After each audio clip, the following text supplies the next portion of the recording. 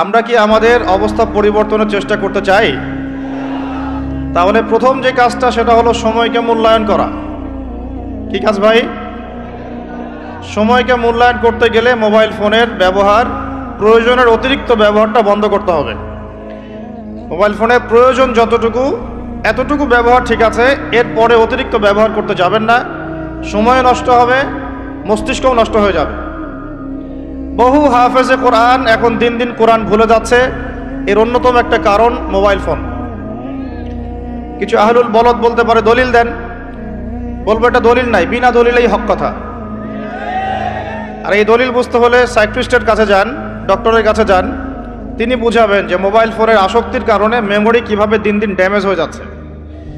তো আমাদের দেশে একটা প্রবলেম দেখা যাচ্ছে, আমরা ডিগ্রি সার্টিফিকেট অর্জন করছি কিন্তু সৃজনশীলতা তৈরি হচ্ছে না। সৃজনশীলতা তৈরি হচ্ছে না, এর পিছনে অন্যতম একটা কারণ হচ্ছে মোবাইল ফোনের অতিরিক্ত ব্যবহার। এবং আমাদের বাচ্চা কাচ্চাদের অবস্থা আরও বেশি ভয়ঙ্কর। একটা শিশু বাচ্চাকে মোবাইল ফোন দেখানো ছাড়া মা ভাতও খাওয়াতে যাচ্ছেন না, এতে করে তার মেমোরিটা ছোটোবেলাতেই ড্যামেজ হয়ে যাচ্ছে। আমরা যারা স্কুল কলেজ ইউনিভার্সিটির ছাত্রছাত্রী আছি, এদের একটা বড় অংশই, দিনের একটা বড় অংশ মোবাইল ফোনে পড়ে থাকে। এই কারণে একটা পড়া তারা বেশি দিন মনে রাখতে পারছে না। আমরা নিজেরাও ভুক্তভোগী। একসময় কোরআনের যে কোনো পৃষ্ঠার যে কোনো আয়াত অনেক সময় নাম্বার সহ বলে দিতে পারতাম, কিন্তু এই মোবাইল ফোনের ব্যবহারের কারণে আস্তে আস্তে আমরাও দেখা যাচ্ছে আয়াত বলতে গিয়ে ভুল করছি, হাদিসের রেফারেন্স দিতে গিয়ে ভুল করছি। অনেক চিন্তা করেছিলাম যে এর পিছনে কারণটা কি। আমরা তো মুজাহাদা করে যাচ্ছি, কারণটা কি? কারণটা হচ্ছে ডিভাইসের অতিরিক্ত ব্যবহার। আল্লাহর ওয়াস্তে আমি ইয়াং জেনারেশনকে রিকোয়েস্ট করব, প্রয়োজনের অতিরিক্ত মোবাইল ফোন আজকে থেকে আর না। রাজি আছি? প্রয়োজন যতটুকু এতটুকু, এর অতিরিক্ত মোবাইল ফোন আজকে থেকে আর না। আর এই সামাজিক যোগাযোগ মাধ্যম সবাইকে ব্যবহার করতে হবে না। একটা বিষয় যদি সামনে চলে আসে, এই বিষয়টাকে নিয়ে সবাইকে কথা বলতে হবে না, সবাইকে পোস্ট দিতে হবে না, সবাইকে লিখতে হবে না, সবাইকে শেয়ার করতে হবে না। যারা ওই বিষয়ে বিশেষজ্ঞ তারা সেই বিষয়ে কথা বলবেন। ইনশাআল্লাহ যখন আমরা বিশেষজ্ঞদের থেকে সবার কাছে একটা দায়িত্ব দিয়ে দেই, সবাই যে যার মতো করে বলতে থাকে, তখন ওই বিষয়ের মৌলিকতা নষ্ট হয়ে যায়। এ কারণে আপনি দেখবেন বাংলাদেশের মতো জায়গায় এই জাতিটার একটা মৌলিক সমস্যা হচ্ছে, কোনো ইস্যুই 7 দিনের বেশি স্টে করে না। অক্টোবর মাসের শুরুর দিকে 3 থেকে 6 তারিখের দিকে আমরা যেভাবে হুরমাতুল আকসা, বাইতুল মুকাদ্দাস, প্যালেস্টাইন, গাজা, জেরুজালেম এগুলো নিয়ে যেমন সরব ছিলাম, আস্তে আস্তে আস্তে আমরা এগুলো থেকে দূরে সরে গেলাম, আমরা ভুলে গেলাম। কারণ কি? কারণ আমরা হয়ে গেছে একটা ইস্যু পাগল জাতি। এর অন্যতম একটা কারণ হচ্ছে সামাজিক যোগাযোগ মাধ্যমের যে গঠনমূলক ব্যবহার, এটা আমরা সবাই জানি না, আমরা বুঝি না আমরা কি ব্যবহার করছি, কেন করছি, কিভাবে করা উচিত। যদি সরকার থেকে একটা নীতিমালা দেওয়া হতো আর একটা যোগ্যতার মানদণ্ড দেওয়া হতো যে এই যোগ্যতা না অর্জন করা পর্যন্ত সামাজিক যোগাযোগ মাধ্যমে অ্যাকাউন্ট খুলতে পারবে না, তাহলে দেখতেন সমাজটা সুশৃঙ্খল হয়ে যেত। তো প্রথমে এতগুলো কথা বলার উদ্দেশ্য হচ্ছে যুবকদেরকে একটা বিষয় সচেতন করা, যে আপনার মেধা, আপনার সময়, আপনার প্রতিভা, এই পুরো বিষয়গুলো এখন মোবাইল ফোন খেয়ে ফেলছে আপনাদের। এখন এখান থেকে বের হওয়ার আপনার কাছে পথ যেহেতু নাই, অতএব যতটুকু ইউজ করতে আপনি পারেন প্রয়োজনে অতটুকু ইউজ করবেন, বাকি সময় ফোনে পড়ে থাকবেন না। রাজি আছি? কারণ আমরা বলেছিলাম আয়াত শুরুতে একটা আয়াত বলেছিলাম, আল্লাহ পাক কোনো জাতির অবস্থা ততদিন পর্যন্ত পরিবর্তন করেন না যতদিন না তারা নিজেরা কি বলেন, নিজেদের অবস্থা পরিবর্তনের চেষ্টা করে। তাহলে প্রথম পরিবর্তনটা শুরু হোক আপনার সময়কে মূল্যায়ন থেকে। আল্লাহ পাক তৌফিক দান করেন। আল্লাহ পাক কিন্তু সূরা আসরে বলেছেন, ওয়াল আসরি, সময়ের কসম, মহাকালের কসম, সময়ের কসম, ইন্নাল ইনসানা লাফি খুসর, আমি আল্লাহ সময়ের কসম করে বলছি পুরো মানব জাতি ক্ষতির মধ্যে আছে। ইল্লাল্লাযীনা আমানু, তারা ব্যতীত যারা ঈমান এনেছে, ওয়া আমিলুস সলিহাত, এবং সৎ আমল সম্পাদন করেছে, ওয়া তাওয়াসাউ বিল হক, পরস্পরকে সত্যের উপদেশ দিয়েছে, ওয়া তাওয়াসাউ বিস সবর, এবং পরস্পরকে ধৈর্যের উপদেশ দিয়েছে। তাহলে আল্লাহ পাক এখানে সময়কে মূল্যায়ন করতে বলেছে। তো তো যদি আমরা জাতিগতভাবে পরিবর্তন চাই এবং এই বিশ্বে আবারও সেই আগের মতো মাথা উঁচু করে বাঁচতে চাই, সবার আগে সময়কে মূল্যায়ন করতে হবে। আল্লাহ পাক তৌফিক এনায়েত করেন, আমিন। আর এই সময়কে মূল্যায়নের পথে বাধাই হচ্ছে স্মার্টফোন। কিভাবে? আমার আজকের আলোচনার টপিক কিন্তু স্মার্টফোন না। শুরু করলাম কারণ আপনারা অনেকেই ফোন বের করে দাঁড়িয়ে আছেন সেলফি তোলার জন্যে, ভিডিও করার জন্যে। এগুলো দিয়ে গাজাবাসীর কোনো উপকার নাই। এইসব করে সারা বিশ্বে নির্যাতিত উম্মার তাদের রক্তের ঋণ শোধ হবে না। এগুলো করে আমাদের মাজলুম বোনদের ইজ্জতের বদলা নেওয়া যাবে না। এগুলো করে আমাদের ভাইদেরকে যে বোম মেরে হত্যা করা হচ্ছে বা এখনো হচ্ছে, ভবিষ্যতেও হয়তো হবে, অতীতেও হয়েছে, এই ঋণ আপনি এসব শোডাউন করে শোধ করতে পারবেন না। তো এগুলো মৌলিক কাজ নয়, এগুলো মৌলিক কোনো কাজ নয়। এগুলো বরং কোনো কোনো ক্ষেত্রে অতিরিক্ত শোডাউন করতে গিয়ে উপকারের চেয়ে ক্ষতি হয়ে যায় বেশি। কারণ আপনারা একটু চোখ কান খোলা রাখে দেখবেন, যাদেরকে নিয়েই শোডাউন বেশি করা হয়েছে আপনারা তাদেরকে আর ধরে রাখতে পারেন নাই। কি বুঝলেন কথা? কেউ বুঝে ঠিক বলছে, কেউ না বুঝে ঠিক বলছে। যাদেরকে নিয়ে আপনারা বেশি বেশি শোডাউন করেছেন তাদেরকে আপনারা ধরে রাখতে পারেন নাই। তাহলে এখন সেই শূন্য স্থানগুলো কি কে পূরণ করবে? যারা শোডাউন করতো তারা কি পূরণ করতে পেরেছে? না। অতএব এগুলো বন্ধ করেন, মৌলিক কাজ করি। মৌলিক কাজ হচ্ছে আমরা জাতিটাকে পরিবর্তন করতে চাই কি চাই না? পরিবর্তনের দরকার আছে কি নাই? আমাদেরকে সবকিছু সুন্দর চলছে? যদি বাহিরের চোখ দিয়ে দেখেন তাহলে মনে হবে হ্যাঁ সব সুন্দর চলছে, তাই না? মসজিদ আছে আমাদের, মাদ্রাসা আছে আমাদের, আমরা মুসলমান কালিমা পড়েছি, লা ইলাহা ইল্লাল্লাহ পড়েছি, মুহাম্মাদুর রাসূলুল্লাহ পড়েছি, আমরা মাশাআল্লাহ আমাদের বোনরা পর্দা করে, আপনারা ওয়াজ মাহফিলে আসছেন, ইত্যাদি ইত্যাদি। আপনারা যদি বাহিরের চোখ দিয়ে দেখেন মনে হবে সব ঠিকই আছে, কিন্তু আমাদের এই বাহিরের চোখের বাহিরেও ভিতরে একটা চোখ আছে। এটাকে বিশ্বাস করেন? বাহিরের চোখ দিয়ে যদি দেখেন তাহলে মনে হবে সব ঠিক আছে। কেমন? মসজিদ আছে, মাদ্রাসা আছে, আমাদের ওলামায়ে কেরাম আছেন, আমাদের ইসলামের বই পুস্তক লেখা হচ্ছে, আপনারা নামাজ পড়ছেন, কেউ কেউ যাকাত দিচ্ছে, আমাদের বোনরা পর্দা করছে, আমাদের ভাইরা ওয়াজ মাহফিলে আসছে, এভরিথিং ইজ গোয়িং ফাইন। আপনার কাছে এটা মনে হবে যে সব ঠিকই আছে, তাই না? থিংস আর অল রাইট, সব ঠিক আছে। কিন্তু ভিতরের চোখ দিয়ে দেখা শিখলে আপনি বুঝবেন যে এই সব ঠিকের অন্তরালে আসলে কিছুই ঠিক নাই। আগে আপনাকে বোঝাচ্ছি ভিতরের চোখটা কি, তারপরে বুঝাবো কিভাবে সব ঠিক নাই। ভিতরের চোখটা বুঝতে হলে আপনাকে সূরা কাহফ পড়তে হবে। কোন সূরা ভাই? আরো জোরে বলি, কোন সূরা?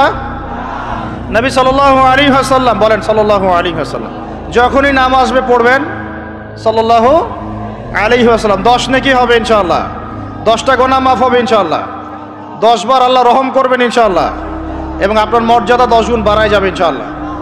যখনই নবী মুহাম্মাদের নাম আসবে পড়বেন সাল্লাল্লাহু আলাইহি ওয়াসাল্লাম। যে যত বেশি দরুদ পড়ে সে ইনশাআল্লাহ তাআলা তত নিশ্চিন্তে টেনশন ফ্রি জীবন যাপন করবে ইনশাআল্লাহ। ওই দলিলগুলো ইনশাআল্লাহ আরেকদিন দিব, আজকে এটা আলোচনার টপিক নয়। এখন নবী সাল্লাল্লাহু আলাইহি ওয়াসাল্লাম বলেছেন, যে ব্যক্তি জুমার দিনে সূরা কাহফ তেলাওয়াত করে, কোন দিনে ভাই? তাহলে এক জুমা থেকে আরেক জুমা পর্যন্ত আপনার জীবন, আপনার এই সময়টা আল্লাহ রাব্বুল আলামিন নূর দিয়ে ভরে দিবেন। সুবহানাল্লাহ। আরেকটা হাদিসে আসছে নবী সাল্লাল্লাহু আলাইহি ওয়াসাল্লাম বলেছেন, সূরা কাহফের প্রথম 10টা আয়াত অথবা শেষের 10টা আয়াত, আরেকটা বর্ণনা আসছে প্রথম 3টা আয়াত, মানে প্রথম 10 বা প্রথম 3 বা প্রথম 3, 10, শেষের 10 সবগুলোই। এগুলো যারা মুখস্থ করবে, আমল করবে, পাঠ করবে, তার জীবদ্দশায় যদি দাজ্জালও বের হয় সেই দাজ্জাল তার কোনো ক্ষতি করতে পারবে না। এই সূরাটাকে নবী সাল্লাল্লাহু আলাইহি ওয়াসাল্লাম দাজ্জালের সাথে সম্পৃক্ত করেছেন, অন্য সূরাকে করেন নাই। এই সূরাটা যখন আপনি পড়বেন অর্থসহ আপনি দেখবেন এখানে 4টা গল্প আছে। কয়টা ভাই? এটাকে গল্প বলা ঠিক না, এটা হলো সত্য ঘটনা। এটা কি? সত্য ঘটনা। একটা হচ্ছে আসহাবুল কাহফের ঘটনা, গুহাবাসীর ঘটনা। 2 নাম্বার হচ্ছে 2 বন্ধুর ঘটনা, একজন ধনী বিত্তশালী আর একজন অতি দরিদ্র ইমানদার। কখনো পড়েছিলেন কি? পড়া হয়েছিল? 3 নাম্বার হচ্ছে যুলকারনাইন আলাইহিস সালাম, তার ঘটনা, নাম শুনেছেন? আর 4 নাম্বার হচ্ছে নবী মুসা আলাইহিস সালাম এবং খিদির আলাইহিস সালামের ঘটনা। তো চারটা ঘটনা তো আজকে বলার সময় নাই, একটা খালি বলছি। কেন বলছি? আপনাকে বোঝাতে চাচ্ছি বাহিরের চোখ, বাহিরের কান, এগুলোর ভিতরেও একটা ভিতরের চোখ আছে, ভিতরের কান আছে। ওইটা যার জিন্দা আছে তার কলবে আল্লাহ নূর আছে ইনশাআল্লাহ। ওইটা যার জিন্দা নাই তার কাছে বাহিরের চোখ দিয়ে মনে হবে সব ঠিক চলছে। বাহিরের চোখ দিয়ে যে দেখে সে মনে করবে বিশ্বটা পুরো আগায় যাচ্ছে উন্নতির দিকে, অগ্রগতির দিকে। আর যার ভিতরের কলবের চোখটা জিন্দা সে দেখবে যে পুরো বিশ্ব আগায় যাচ্ছে কিয়ামতের দিকে। বাহিরের চোখ দিয়ে যে দেখে সে মনে করবে যে বিশ্ব রাজনীতির মনে হয় খুব সুন্দর অবস্থা। আর ভিতরের চোখ দিয়ে দেখলে আপনি বুঝবেন বিশ্ব রাজনীতি যাচ্ছে একটা মালহামার দিকে।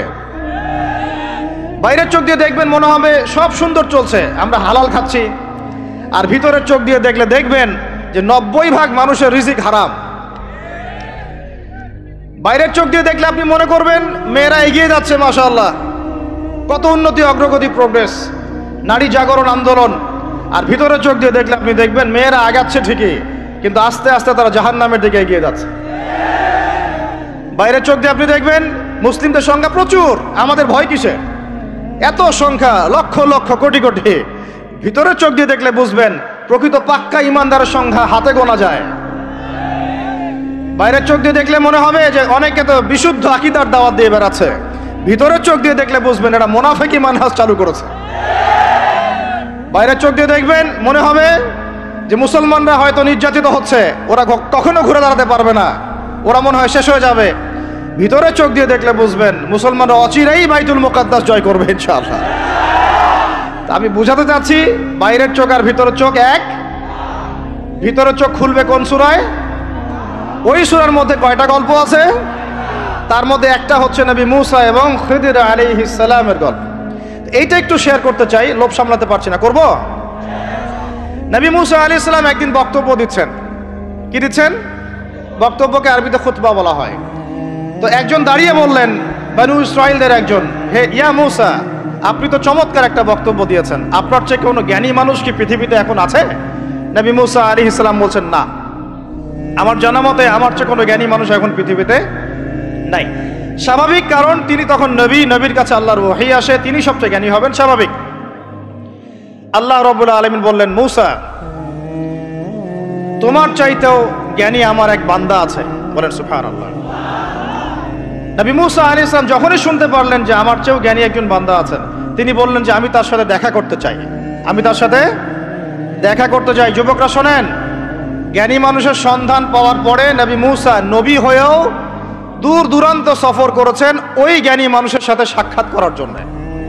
তো আপনারা রেডিমেড ইসলাম চান, আপনারা ফেসবুক শরীফে ইসলাম চান, ইউটিউব শরীফে ইসলাম চান, কিন্তু সফর করে, কষ্ট করে, পরিশ্রম করে আলেম ওলামা পর্যন্ত পৌঁছাতে চান না। 3 ঘন্টা বক্তব্য শুনতে রাজি আছেন, কিন্তু আপনারা 3 ঘন্টা কোরআন তেলাওয়াত করতে চান না। এই কি সমস্যা? আমাকে রাগ হইতে বাধ্য করেন না, রাগ করতে বাধ্য করেন না। রাগ হইলে আমি নিজেকে কন্ট্রোল করতে পারি না। বসেন, ওখানে বসে যান। আচ্ছা ভাই, এদিকে তাকাই আমরা। এই যে আলোচনার পরিবেশগুলো নষ্ট করা হচ্ছে, আমি এগুলোই খুব অপছন্দ করি। এই জন্য আমি বারবার মাহফিল কমিটিকে বলি যে ভাই, আপনারা মসজিদে আয়োজন করেন, মসজিদের ভিতরে করেন, জুমার খুতবায় আমাকে নেন, খুতবার পরে আলোচনা নেন, বা বাদ মাগরিব নেন, বাদেশার হালাকায় নেন। যতগুলো মাহফিলে গিয়েছি এই জিনিসগুলো দেখেছি আমি। হই হুল্লা, চিল্লাফল্লা, শোডাউন, সেলফি ইত্যাদি ইত্যাদি। বক্তা হাঁটতে ঢুকতেই তার হিমশিম খেতে হচ্ছে, তার গায়ের উপর মানুষ হুমড়ি খেয়ে পড়ছে। এগুলো কোনোভাবেই ইসলামের আচরণ না। এগুলো উল্টা মানুষকে কষ্ট দেওয়া। ব্যাপারটা বুঝেন, এখানে আল্লাহ এবং তার রাসূলের কথা হচ্ছে। একটা মজলিসে আল্লাহ এবং তার রাসূলের কথা হচ্ছিল, একজন উচ্চস্বরে কথা বলেছেন একজন সাহাবী। আয়াত নাজিল হয়ে গেল আল্লাহর পক্ষ থেকে, যেখানে নবী কথা বলেন তার কণ্ঠস্বরের উপরে কণ্ঠস্বর উঁচু করো না। লা তারফাউ আসওয়াতাকুম ফাওকা সাউতিন নবী ওয়া লা তাজহারু লাহু, তোমরা নবীর কণ্ঠস্বরের উপরে কণ্ঠস্বর উঁচু করো না। তাহলে কি হবে? আন তাহবাতা আমালাকুম ওয়া আনতুম লা তাশউরুন, তোমাদের আমলনামা ডিলিট হয়ে যাবে, আমলনামার সব নেক আমল নষ্ট হয়ে যাবে, তোমরা টেরই পাবে না। নাউযুবিল্লাহ। আমরা এটাকে কিছু মনেই করি না। আল্লাহ পাক আমাদেরকে বুঝ দান করেন, আমিন। আর এটা কি হয়, সমস্যা, আলোচনার প্রসঙ্গটা হারিয়ে ফেলা যায়। এটা আপনারা যখন আলোচনা করবেন বুঝতে পারবেন। আলোচনা একটা একটা একটা কন্টেন্ট থাকে, একটা ধারা থাকে। এই ধারাটা বিঘ্নিত হলে আবার শুরু করতে হয় শুরু থেকে। আল্লাহ পাক আমাদেরকে হেদায়েত দান করেন, বুঝ দান করেন। কষ্ট করে আসছেন, যেখানে জায়গা পেয়েছেন 1 ইঞ্চি ওখানে দাঁড়িয়ে যাবেন, নড়াচড়া হবে না। আলোচনা ইনশাআল্লাহ 1 ঘন্টার মধ্যে শেষ হয়ে যাবে, তারপরে আপনারা নড়াচড়া করবেন ইনশাআল্লাহ। ঠিক আছে ভাই? আর যাদের কোনো প্রশ্ন থাকবে একটু লিখিত আকারে আমাদের ভাইদেরকে দিবেন, শেষে আমরা কিছু অ্যান্সার দেওয়ার চেষ্টা করবো ইনশাআল্লাহ তাআলা। কোথায় ছিলাম? আচ্ছা, কোথায় বলেন? মাশাআল্লাহ, আমাদের শ্রোতার অনেক বিচক্ষণ, আল্লাহ পাক তাদেরকে কবুল করেন। আল্লাহ পাক আমাকে জানা অনুযায়ী আমল করার তৌফিক দান করেন, আপনাদেরকে শোনা অনুযায়ী আমল করার তৌফিক দান করেন।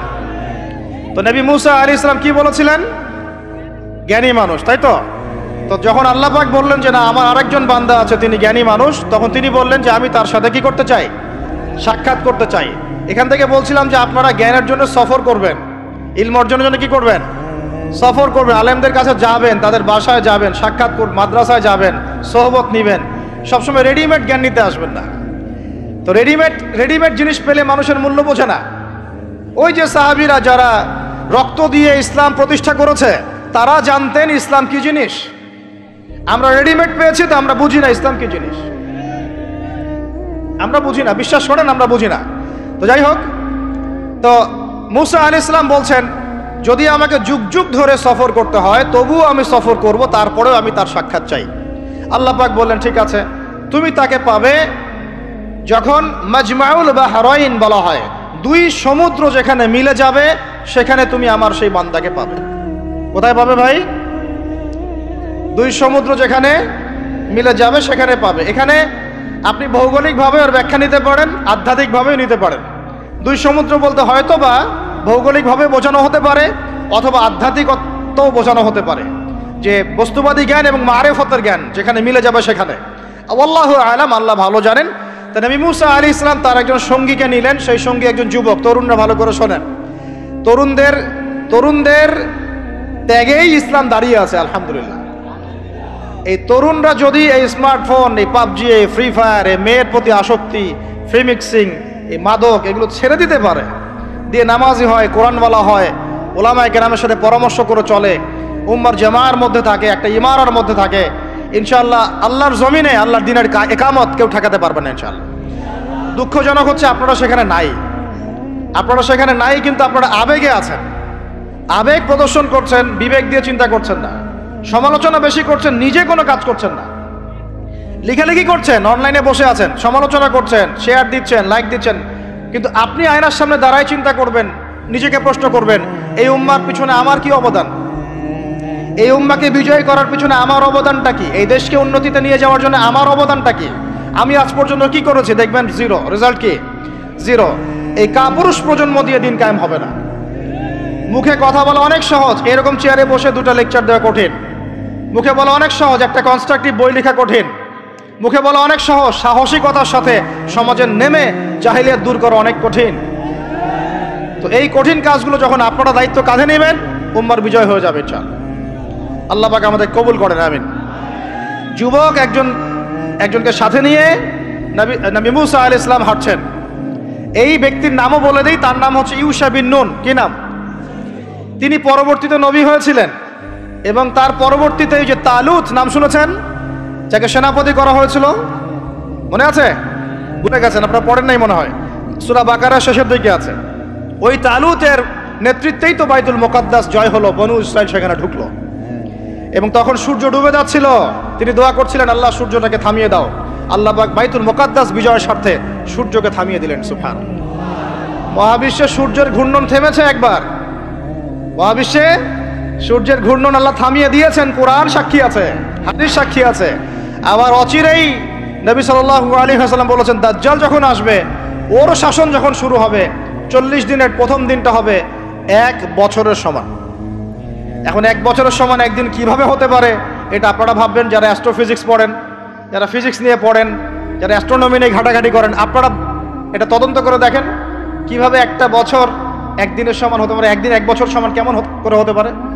তারপরের দিন হবে 1 মাসের সমান, তারপরের দিন হবে 1 সপ্তাহের সমান, তারপরের দিনগুলো হবে আমাদের দিনের মতো।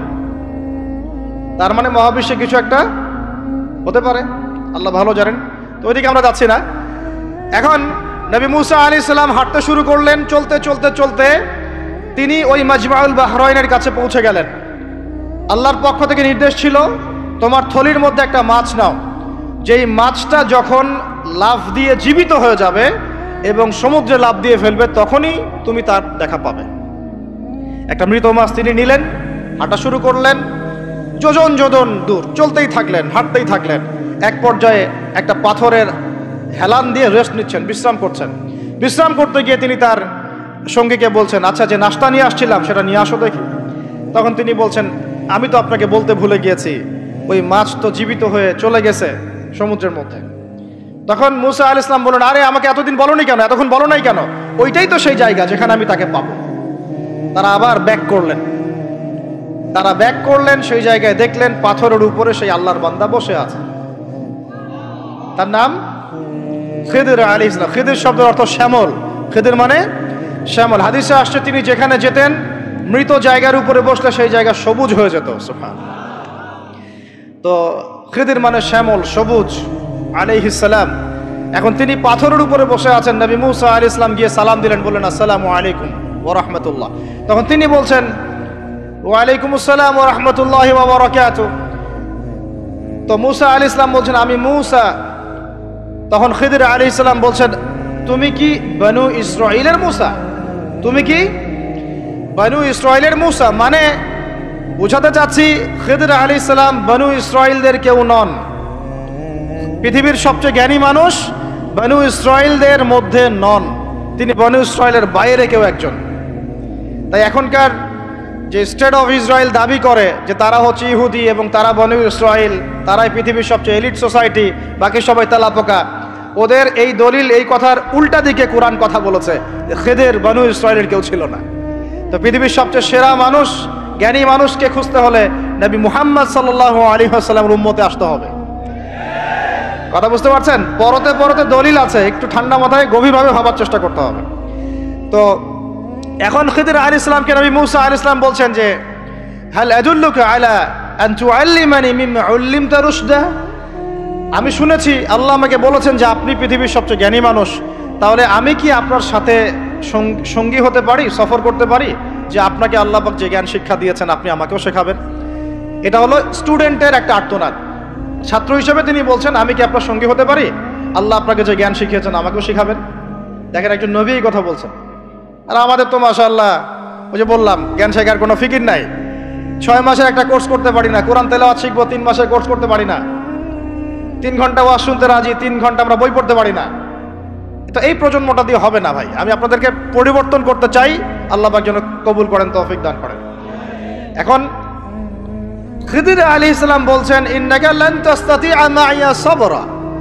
টিচারের কি কথা, কি দূরদর্শিতা! টিচার বলছেন যে তুমি তো আমার সাথে সবর করতে পারবে না। সঙ্গী হওয়ার আগেই কথা বলা শেষ। আপনি এসে আমাকে বলছেন, ভাই আপনার সাথে কি সফর করতে পারি, একটু এলেম শেখাবেন, আর আমি বলছি আপনি তো সফর করতে পারবেন না। তো কি পরিমাণ জ্ঞান, গভীরতা, দূরদর্শিতা থাকলে, ভবিষ্যৎ সম্পর্কে দূরদর্শিতা থাকলে তিনি আগেই বলতে পারেন যে আপনি সফর করতে পারবেন না। ক্লাসে আপনি পড়িয়েছেন মনে করেন 100 জন বাচ্চাকে, শেষে আপনি বললেন যে অমুক আব্দুর রহমান সে ফার্স্ট হতে পারে, এবং আব্দুর রহিম তুমি ভালো স্টুডেন্ট না, তুমি দুষ্টামি করো, পড়াশোনা করো না, তুমি ফার্স্ট হতে পারবে না, লাস্ট হবা তুমি।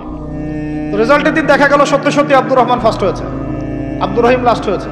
তার মানে কি টিচার গায়েবের খবর জানে? এটা কি তার হিকমা, তার প্রজ্ঞা, তার বাসিরা, তার অভিজ্ঞতা? আল্লাহ পাক তাকে সেই জ্ঞানটা দিয়েছিলেন। মুসা আলাইহিস সালামকে মুখের উপর বলে দিলেন যে তুমি তো আমার সাথে সবর করতে পারবে না। মুসা আলাইহিস সালাম বলছেন, সাতাজিদুনি ইনশাআল্লাহু সাবিরান ওয়ালা আ'সি লাকা আমরা। ইনশাআল্লাহ আপনি আমাকে ধৈর্যশীল পাবেন এবং আমি আপনার কাজে কোনো বিঘ্ন সৃষ্টি করব না। তখন তিনি বলছেন, ঠিক আছে, যদি তুমি আমার সাথে যেতেই চাও তাহলে ফালা তাসআলনি আন শাই, আমার সাথে চলতে গেলে কোনো প্রশ্ন করা যাবে না। কেমন টিচার! টিচার দেখেন, আমার সাথে চলো, জ্ঞান অর্জন করতে চাও করো, কোনো প্রশ্ন করতে পারবে না। একটা হাদিসেও আসছে, একটা কম ধ্বংস হয় যখন নবীদেরকে অতিরিক্ত প্রশ্ন করে, এটা কেন, ওইটা কেন, ওইটা কেন। বেশি প্রশ্ন করতে হয় না, অতিরিক্ত প্রশ্ন করতে হয় না। তো যাই হোক, সফর শুরু হলো। ফানতালাকা, তারা হাঁটা শুরু করলেন। হাত্তা ইযা রাকিবা ফি সাফিনাতি খারাকাহা, চলতে চলতে একটা নদী আসলো। তো এই নদীর পার হয়ে আরেক জায়গায় যেতে হবে, কিন্তু এটা পার হওয়ার জন্য তাদের কাছে অর্থ নাই। এক নৌকার মাঝি, সে বিনামূল্যে এটাকে পার করার জন্য প্রস্তাব দিল, ঠিক আছে বিনামূল্যে পার করে দিব। সেই নৌকায় করে তারা যখন যাচ্ছেন, যেতে যেতে তীরে পৌঁছার আগেই সেই নৌকার তলদেশটা খিদির আলাইহিস সালাম ফুটা করে দিলেন। নেন এখন, কাজটা দেখে কি ভালো মনে হচ্ছে না খারাপ? আমি আপনার গাড়িতে করে ধরেন যাচ্ছি, গাড়িটা যখন আপনি আমার বাসা পর্যন্ত পৌঁছে দিবেন, তার আগে নামলাম, নাইমা আপনার টায়ার চারটা পাস্ট করে দিলাম, আপনি আমাকে কি বলবেন? কিছু বলবেন না, ফেসবুকে গিয়ে স্ট্যাটাস দিবেন অথবা লাইভে আসতে পারেন, তাই না? এই আর কি। তো নবী মুসা আলাইহিস সালাম রিঅ্যাক্ট করলেন যে লাকাদ জি'তা শাইআন ইমরা, আপনি তো একটা অন্যায় কাজ করলেন মনে হচ্ছে। এটা কেন করলেন? যারা আমাদেরকে বিনামূল্যে বিনা পারিশ্রমিকে পার করে দিল, আপনি ওই নৌকা ফুটা করে ফেললেন। তখন খিদির আলাইহিস সালাম বললেন যে আমি তো তোমাকে বলেছি, আলা মা কুল্লাক, আমি কি তোমাকে বলি নাই ইন্নাকা লান তাসতাতিআ মাইয়া সাবরা, তুমি আমার সাথে সবর করতে পারবে না? মুসা আলাইহিস সালাম বলছেন যে ঠিক আছে, আমি যে ভুলে গিয়েছি এজন্য আমাকে পাকড়াও করেন না, আমি যে ভুলে গিয়েছি কথাটা, এজন্য আমাকে পাকড়াও করেন, একটা চান্স দেন আমাকে। তো ঠিক আছে চলো আবার। ফানতালাকা, আবার তারা চলা শুরু করলেন। হাত্তা ইযা লাকিয়া গুলামান ফাকাতালা, এবার একটা ছোট্ট বালকের সাথে দেখা হলো। এই 8 বছর 10 বছর বয়স হবে, এই গোলাম বালকের সাথে দেখা হলো। ফাকাতালাহু, এবার খিদির আলাইহিস সালাম তাকে হত্যা করলেন। একটা বাচ্চাকে, এটা কেমন হলো? নৌকা ফুটা করার চেয়ে বেশি ভারী না হালকা? আরো ভারী। মুসা আলাইহিস সালাম বলছেন লাকাদ জি'তা শাইআন নুকরা, আপনি তো এবার জঘন্য একটা কাজ করলেন, আপনি তো পুরো একটা নিষ্পাপ বাচ্চাকে হত্যা করে ফেললেন। তারপরে বললেন যে এরপর যদি আর একটা প্রশ্ন করো তাহলে তোমার সাথে আমার আর চলা হবে না, লাস্ট চান্স। ঠিক আছে চলেন। এবার চলতে চলতে ফানতালাকা হাত্তা ইযা আতায়া আহলা ক্বরিয়াতিন ইসতাতআমা আহলাহা ফাআবাউ আন ইউদাইফুহুমা, কোরআনে আসছে একটা করিয়া মানে একটা গ্রামের মধ্যে তারা ঢুকলেন। সেই গ্রামে ঢুকে মেহমানদারি চাইলেন, নাস্তা পানি চাইলেন আর কি। তো তারা মেহমানদারি করলো না, দূর দূর করে তাড়িয়ে দিল। অনেকটা আমাদের ওই কলকাতার দাদা বাবুদের মতো আর কি, জিজ্ঞাসা করো যে খেয়ে আসছেন না খেয়ে যাবেন। এটা আমাদের আস্তে আস্তে আমাদের মধ্যে ছড়ায় পড়তেছে আর কি। মেহমান আসলে বিরক্ত হয়, কবে যাবে সেই ফিকির করে।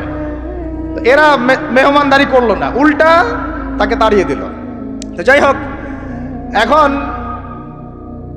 মুসা আলাইহিস সালাম বলছেন যে এখানে একটা ঘটনা ঘটেছে। খিদির আলাইহিস সালাম দেখলেন যে বাড়ি থেকে তাদেরকে তাড়িয়ে দেওয়া হলো, মেহমানদারি করা হলো না, ওই বাড়ির একটা দেয়াল ধসে পড়ে গেছে, ওই বাড়ির একটা দেয়াল ধসে পড়ে গেছে। তখন তিনি সেটাকে নিজের হাতে আবার নির্মাণ করে দিলেন। সুবহানাল্লাহ। এটা দেখে মুসা আলাইহিস সালাম বললেন যে আপনি তো চাইলে কিছু আজর নিতে পারতেন, আপনি যে এত কষ্ট করে এটা নির্মাণ করে দিলেন, আপনি তো চাইলে একটু টাকা পয়সা নিতে পারতেন। ওরা মেহমানদারি করলো না, ওইটা দিয়ে হয়তো আমরা কি করতে পারতাম, নাস্তা পানি করতে পারতাম। তখন তিনি বলেন হাযা ফিরাকু বাইনি ওয়া বাইনাক, এই হলো তোমার আমার ফেরাক, পার্থক্য শেষ, তোমার সাথে আমার চলা আর হলো না। আমাদের নবী সাল্লাল্লাহু আলাইহি ওয়াসাল্লাম বলেছিলেন যে যদি সেদিন মুসা আলাইহিস সালাম এই প্রশ্নগুলো বারবার না করতেন তাহলে আরো অনেক জ্ঞান শেখা যেত। সুবহানাল্লাহ। তখন তিনি বলছেন ঠিক আছে, হাযা ফিরাকু বাইনি ওয়া বাইনাক সাউনাব্বিউকা বিতাউইল মা লাম তাসতাতি' আলাইহি সাবরা, তবে যাওয়ার আগে আমি তোমাকে জানিয়ে দিব এই 3টা ক্ষেত্রে মূল ঘটনা কি ছিল যে বিষয়ে তুমি সবর করতে পারো নাই। আম্মা সাফিনা, ওই যে সাফিনা বা নৌকা, আম্মা সাফিনাতু আম্মা সাফিনাতু ফাকানা লিমাসাকিন ইয়ামালুনা ফিল বাহর, ওই যে সাফিনা বা নৌকাটা ওইটা ছিল মিসকিনদের, মিসকিন মানে বলা হয় কি হতদরিদ্র মানুষ, জেলে টাইপের, যাদের কিছু নাই, নৌকায় মানে সমুদ্রে মাছ ধরে ধরে খায়, এরকম কিছু মানুষের ওই সাফিনা বা নৌকাটা ছিল। এবং ওদের পিছনে ছিল একটা মালিক, মালিক মানে এখানে জলদস্যু। যদি ওই সাফিনা বা নৌকাটা আমি ছিদ্র না করতাম, ওই জলদস্যুরা এটা ভালো অবস্থায় পেলে ছিনতাই করে হাইজ্যাক করে নিয়ে যেত। আমি যেহেতু ফুটা করে দিয়েছি এই জন্য এটা ত্রুটিযুক্ত, এই নৌকাটা তারা আর নিবে না। তোমার কাছে বাইরের চোখ দিয়ে মনে হয়েছে যে আমি একটা অন্যায় করেছি, আসলে আমি তাদের উপকারী করেছি। বলেন সুবহানাল্লাহ। বুঝতে পারছি বাইরের চোখ ভিতরের চোখ কি জিনিস। আচ্ছা, তারপরে ওয়াম্মাল গুলাম, এটা কি ভাই হাফেজ কে আছেন এখানে? ওয়াম্মাল গুলামু فكان أبواه مؤمنين فخشينا أن يرهقهما طغيانا وكفرا سبحان الله। এটা আমাদের এই যে শাহবাগী প্রজন্মের জন্য একটা প্রযোজ্য আর কি। কেন বলছি শুনেন ভালো করে। এবার ইনি বলছেন যে ওই যে বাচ্চাটাকে আমি হত্যা করেছি, এই বাচ্চাটা যদি বড় হতো সে নিজে তো কাফের হতোই বড় কাফের, এর পিতা মাতাদেরকেও পর্যন্ত কুফরির মধ্যে নিয়ে আসতো। মানে একটা কাফের প্রজন্ম তো তৈরি করতোই, বরং এই কাফের মানুষকে কাফের করার জন্য নাস্তিক মুরতাদ বানানোর মিশন নিয়ে মাঠে নামতো। মেলে না? ওই জন্য আমি ছোটবেলায় এদেরকে হত্যা করে দিয়েছি যাতে বড় হয়ে কাজটা করতে না পারে। কথা বুঝতে পারছেন? আর তিনি বলছেন আমি এটা নিজের ইচ্ছায় করি নাই, ওমা ফাআলতুহু আন আমরি, আমি এটা নিজের ইচ্ছায় করি নাই, এটা আল্লাহ পাকের আদেশ ছিল। বলি সুবহানাল্লাহ। আর ওয়াম্মাল জিদার فكان لغلامين يتيمين في المدينة وكان تحته كنز لهما সুবহানাল্লাহ। আর 3 নাম্বার তিনি বলছেন আর ওই যে দেয়ালটা আমি নির্মাণ করেছি, এই দেয়ালটা ছিল ওই বাড়ির 2 এতিম বালকের। সুবহানাল্লাহ। ওয়াকানা আবুহুমা সালিহা, তাদের বাবা ছিল সৎ। আর ওই দেয়ালের নিচে তাদের বাবা মায়ের রেখে যাওয়া পৈতৃক সম্পত্তি খাজানা ছিল। যদি দেয়াল নির্মাণ না করতাম মানুষ সেই খাজানা নিয়ে চলে যেত। দেয়াল নির্মাণ করেছি, ওরা যখন বড় হবে তখন ওই খাজানা তারা অটোমেটিকলি পেয়ে যাবে। তো 3টা ক্ষেত্রেই হে মূসা তুমি সবর করতে পারো নাই, তোমার কাছে মনে হয়েছে যে আমি অন্যায় করছি, কিন্তু আসলে এই প্রত্যেকটা ক্ষেত্রে আমি সঠিক ছিলাম, তুমি ভুল ছিলে। এখানে একটা চমৎকার শিক্ষা আছে, একটা চমৎকার গভীর একটা শিক্ষার ব্যাখ্যা আছে, অন্তর্দৃষ্টির শিক্ষা, যে শুধুমাত্র বাইরের চোখ দিয়ে আর বাইরের এইসব সাক্ষরতার হাত দিয়ে সার্টিফিকেট দিয়ে নাম সিগনেচার করে এত বইপত্র পড়েই মানুষ প্রকৃত শিক্ষিত হয় না। একটা গভীর একটা বুঝ দরকার, আল্লাহর মারেফত দরকার, আল্লাহর নূর দরকার, তাসকিয়া দরকার, দূরদর্শিতা দরকার, যেটাকে আমরা হিকমা বলি। ওয়ামা ইউতাল হিকমা ফাকাদ উতিয়া খায়রান কাসীরা। আল্লাহ বলেছেন যাকে হিকমা এবং প্রজ্ঞা দেওয়া হয়েছে তাকে অনেক প্রচুর কল্যাণ দিয়ে দেওয়া হয়েছে। এখানে দেখেন একজন নবী হয়েও তিনি বুঝতে পারেন নাই এই 3টা ঘটনার পিছনের কারণ কি, অথচ খিদর আলাইহিস সালামকে আল্লাহ পাক এমন জ্ঞান দিয়েছিলেন যেই জ্ঞান দিয়ে তিনি ব্যাখ্যা করলেন যে পিছনের কারণ কি ছিল। এখন এই ঘটনাটা আপনার আমার জন্য শিক্ষাটা কি, এই যুগের সাথে কি সম্পর্ক? আমি বলেছি সূরা কাহাফ আপনাকে দাজ্জাল থেকে বাঁচাবে। আমি বলেছি সূরা কাহাফ সেই সূরা যা আপনার অন্তর্দৃষ্টি ভিতরের চোখ খুলে দিবে, আপনার কলবে নূর নিয়ে আসবে। আপনি এমন কিছু দেখবেন, বুঝবেন, শুনবেন যা সবাই বুঝতে পারছে না, সবাই শুনতে পারছে না, সবাই দেখতে পারছে না। এখন বাইরের চোখ দিয়ে আপনি দেখছেন পুরো বিশ্বে মুসলমানদের কোটি মুসলমান, একদম 60টা 70টা 100টা রাষ্ট্র, কত মিলিটারি বাহিনী, কত আমাদের প্রযুক্তি, কত পুলিশ, কত র্যাব, কত আমাদের পলিটিশিয়ান দিয়ে ভর্তি। আদতে ভিতরের চোখ দিয়ে দেখলে আপনি দেখবেন পুরো বিশ্বের এই লক্ষ কোটি মুসলমান আজকে জাতিসংঘের হাতে বন্দী হয়ে গেছে। ও যদি বলে ডানে যাও, মুসলমানরা ডানে যায়, যদি বলে বামে যাও, মুসলমানরা বামে যায়, কিছুই করার নাই। এটা ভিতরের চোখ দিয়ে আমরা দেখছি, ভিতরের চোখ দিয়ে। এটাকে ফর্ম করা হয়েছে দ্বিতীয় বিশ্বযুদ্ধের পরে 1945 সালের দিক থেকে। এটার এজেন্ডাই ছিল একটা, যে পুরো বিশ্বের কাফেরদেরকে ঐক্যবদ্ধ করা এবং সারা বিশ্বের মুসলিমদেরকে নির্যাতন করা। প্রত্যেকটা জায়গায় মুসলিমরা যেখানে নির্যাতিত হয়েছে এর পিছনে এদের একদম স্পষ্ট ভূমিকা ছিল। এখন পর্যন্ত যদি আগামীকাল আপনি শোনেন যে গাজার মধ্যে 1000 শিশুকে হত্যা করা হয়েছে, তবুও এরা ঐক্যবদ্ধভাবে মাজলুমদের পক্ষে কোনো অবস্থান নিবে না। এরা বরং ওই জালেমদের পক্ষে অবস্থান নেবে এবং বলবে আমরা আমাদের বন্ধুদের সাথে আছি। এটা হচ্ছে আসল চরিত্র, যেটা আপনি বাইরের চোখ দিয়ে বুঝতে পারছেন না, কিন্তু আপনি খিদির হলে বুঝতে পারতেন আসল ঘটনা কি। আমার কথা কি বুঝতে পারছেন? তাহলে এটা বাইরের চোখ দিয়ে দেখলে আপনি বিশ্ব রাজনীতিতে বুঝবেন যা হচ্ছে এগুলো মুসলমানদের কল্যাণের স্বার্থে হচ্ছে না, বরং আমাদের স্বার্থকে জলাঞ্জলি দিয়ে ওরা ওদের স্বার্থ প্রতিষ্ঠা করছে। আল্লাহ পাক এই জালেমদের থেকে আমাদেরকে হেফাজত করেন। এইটা হচ্ছে মূল তাগুতি শক্তি, পুরো বিশ্বের মূল তাগুত, মূল কুফর, মূল শিরকের গোড়াই হচ্ছে এটা। বিশ্বাস করেন ইমামুল মাহদী যখন আসবেন এবং ঈসা ইবনে মারইয়াম যখন আসবেন, ইনশাআল্লাহু তাআলা এই গোড়ার তাগুতি শক্তির কোনো অস্তিত্ব এই পৃথিবীতে থাকবে না ইনশাআল্লাহ। আমরা এটাও জানি 80টা পতাকা একত্রিত হবে। কতটা? 80টা পতাকা একত্রিত হয়ে মুসলমানদের বিরুদ্ধে তারা যুদ্ধ করবে। ইতিহাসের ছাত্র কেউ থাকলে আমার সামনে দাঁড়ায় বলেন তো, যে এই পুরো বিশ্বের ইতিহাসে কোনোদিনও 80টা ফ্ল্যাগ একত্রিত হয়ে মুসলমানদের বিরুদ্ধে লড়েছে? হয়েছে এই ঘটনা কখনো? তার মানে হয় বর্তমানে হবে অথবা ভবিষ্যতে হবে। আর আপনাকে যদি জিজ্ঞাসা করি এটা কাদের দ্বারা সম্ভব, পুরো বিশ্বের 80টা ফ্ল্যাগকে একত্রিত করা কাদের দ্বারা সম্ভব? আপনার বিচক্ষণতা থাকলে, খিদির যদি আপনি হয়ে থাকেন, আপনি বুঝতে পারবেন কাদের দ্বারা সম্ভব। এখন এটা হলো জিওপলিটিক্যাল অবস্থা। তবে ওইখানে যে ওদের মধ্যে সবাই এক তা নয়, ওদের মধ্যেও দুটো ভাগ আছে। এক শ্রেণীর নাসারা আছে যারা মুসলমানদের কাছাকাছি থাকবে, যারা দেখবেন মুসলমানদের পক্ষে অবস্থান নেবে। আর এক শ্রেণীর নাসারা থাকবে যারা মুসলমানদের সরাসরি শত্রুতা করবে। এই বিষয়ে আল্লাহ পাক সূরা মাইদার মধ্যে স্পষ্ট বলেছেন, ইয়া আইয়ুহাল্লাযীনা আমানু, হে মুমিনগণ, লা তাত্তাখিযুল ইয়াহুদা ওয়ান নাসারা আউলিয়া, তোমরা ইহুদি এবং নাসারাদেরকে বন্ধুরূপে গ্রহণ করো না। কে বলেছেন? কে বলেছেন? এখন আপনি কি আল্লাহর দিকে তেরে আসবেন? আপনি কি আল্লাহর সামনে আল্লাহর দিকে তেরে আসবেন?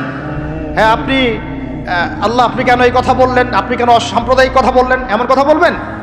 আল্লাহ বলছেন সূরা মাইদা আয়াত নাম্বার 51-তে, কত নাম্বার?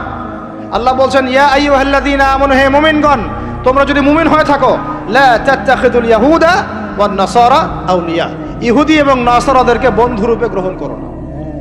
এখন কি আল্লাহ পাক সব ইহুদিকেই বলছেন, সব ইহুদি সব নাসারাকেই বলছেন, সব খ্রিস্টানকে বলছেন? উত্তর না। কাদেরকে বলছেন? বা'দুহুম আউলিয়াউ বা'দ, ইহুদি নাসারার মধ্যে যারা একে অপরের বন্ধু, ইহুদি নাসারাদের মধ্যে যারা একে অপরের বন্ধু, আল্লাহ পাক তাদেরকে আমাদেরকে বন্ধুরূপে গ্রহণ করতে নিষেধ করেছেন। কেন? আল্লাহ পাক বলেছেন, ওয়া মান ইয়াতাওয়াল্লাহুম মিনকুম ফাইন্নাহু মিনহুম, তোমাদের মধ্যে কেউ যদি ওদের দিকে চলে যায়, ওদের দিকে মুখ ফিরায়, ওদের সাথে বন্ধুত্ব করে, অ্যালায়েন্স করে, তাহলে সে এই উম্মার কেউ না, সে তাদের অন্তর্ভুক্ত হয়ে যাবে। নাউযুবিল্লাহ। এখন আপনি বলেন তো, সারা বিশ্বের ইহুদি এবং খ্রিস্টানরা কি একসাথে আছে? না, ওদের মধ্যে কিন্তু বিভক্তি আছে, আছে না?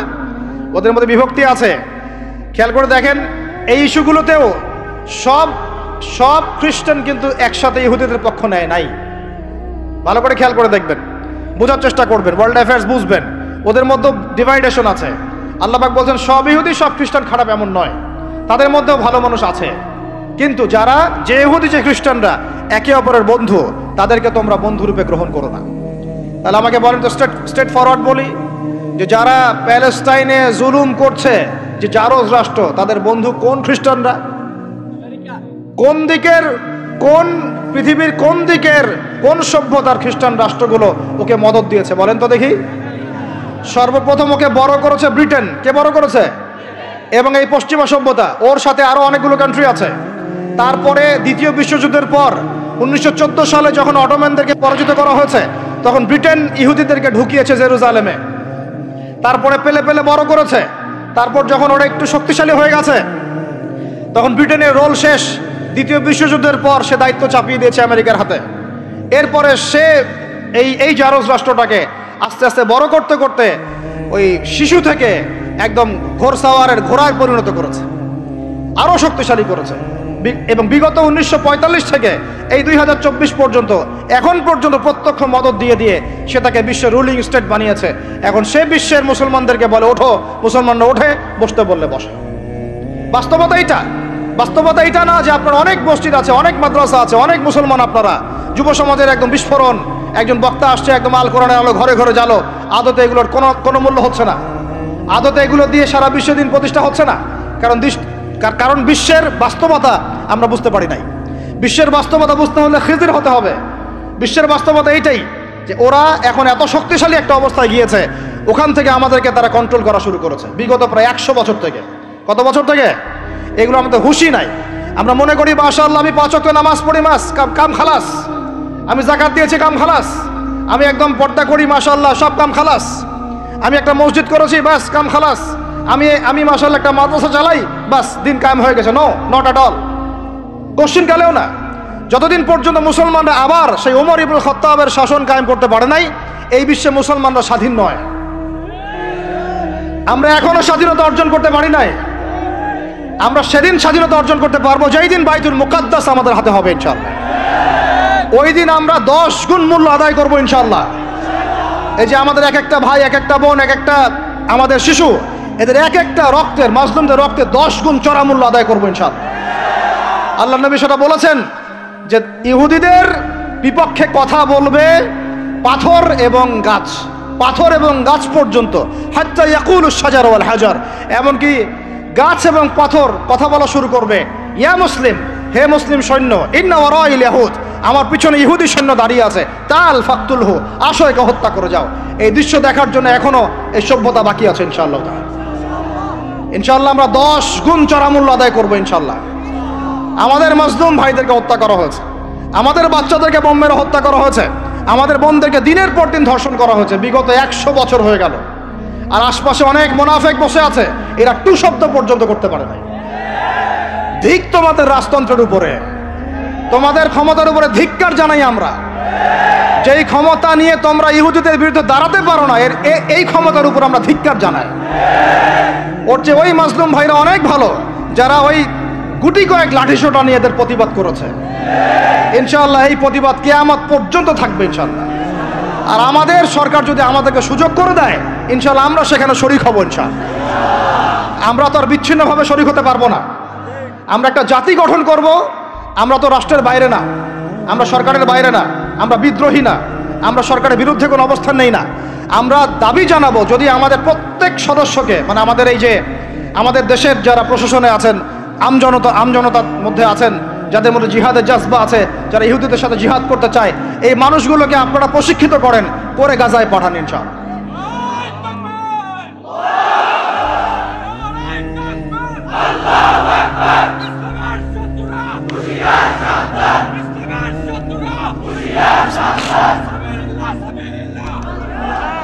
আমি এখানে গরম গরম বক্তব্য দিতে আসি নাই।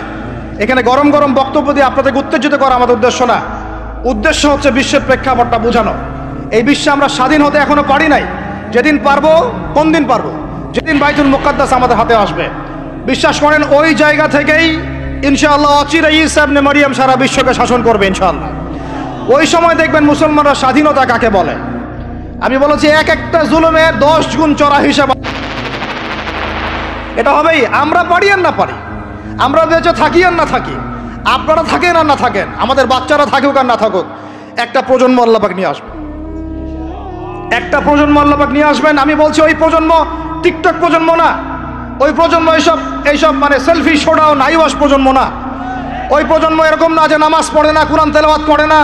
ওই প্রজন্ম এমন না দাওয়াতের মেহনত নাই, ওই প্রজন্মের জিহাদের কোনো জজবা নাই, ওই প্রজন্মের মধ্যে ইসলামের শারঈ কোনো জ্ঞান নাই, ওলামায়ে কেরামের কোনো সোহবত নাই, দিন প্রতিষ্ঠার কোনো ফিকির নাই। এমন প্রজন্মের কোনো প্রয়োজন নাই আমাদের। আমাদের এমন প্রজন্মের দরকার, যে প্রজন্মের প্রত্যেকটা যুবক ভাই নামাজি, কোরআনওয়ালা, সুন্নতওয়ালা, সুন্নতের পাবন্দ এবং তাহাজ্জুদ গোজার। এক কথায় রাতের বেলার দরবেশ, দিনের বেলার ঘোড়সাওয়ার। এইরকম প্রজন্ম যখন আমরা করতে পারবো, ওই দিন ইনশাআল্লাহ এই মাহফিল বলেন, এই মসজিদ, মাদ্রাসা, এই রাষ্ট্র সব সফল হবে ইনশাআল্লাহ। এখন শুধু বেসিক কাজ করা হচ্ছে। আমাদের মূল গন্তব্য বাইতুল মুকাদ্দাস। ওইটা না আসা পর্যন্ত আমাদের শান্তি নাই, ঘুম নাই। কারণ ওরা আপনাকে ঘুমাতে দিবে না। তো আপনারা কি মনে করেছেন যে ওরা শুধু অতটুকু গাজার ওই অতটুকু জায়গায় চায়? কোশ্চিন কালেও নয়। যে আরবরা ওদের বিরুদ্ধে এখন কথা বলতে সাহস পাচ্ছে না, ওই এক একটা আরব রাষ্ট্র দখল করে ছাড়বে দেখে নিয়ে।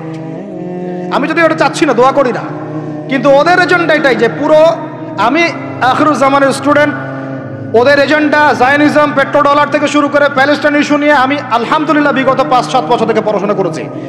আমি আমার টুপির নিচ থেকে কথা বলছি না। ওদের এজেন্ডা হচ্ছে পুরো হোলি ল্যান্ডটা তারা দখল করতে চায়। হোলি ল্যান্ড কাকে বলে এটাও তো আমরা জানি না। ওরা শুধুমাত্র ওই ওয়েস্টার্ন ব্যাংক আর বাইতুল আকসা, বাইতুল মুকাদ্দাস আর এই গাজার অংশটুকু দখল করতে ওখানে আসে নাই। ওরা এসেছে পুরো হোলি ল্যান্ডটাকে দখল করতে। আমি ওলামা সম্মেলনে বলেছিলাম, পুরো হোলি ল্যান্ড তারা দখল করতে এসেছে। হোলি ল্যান্ড মানে মিশরের নীল নদ থেকে শুরু করে ইরাকের ইউফ্রেটিস নদী পর্যন্ত এই পুরো জায়গাটা তারা দখল করতে চায়। কেন চায়? কারণ তারা মনে করে ওই জায়গাটা সৃষ্টিকর্তা তাদেরকে দিয়েছেন। নাউজুবিল্লাহ। তারা মনে করে ওইটা হচ্ছে তাদের মসিহ আসার জায়গা, এবং ওই জায়গা থেকে তাদের মসিহ, তথাকথিত মসিহ মানে মসিহুদ দাজ্জাল, পুরো বিশ্বকে শাসন করবে এবং তারা তাকে সঙ্গ দিবে।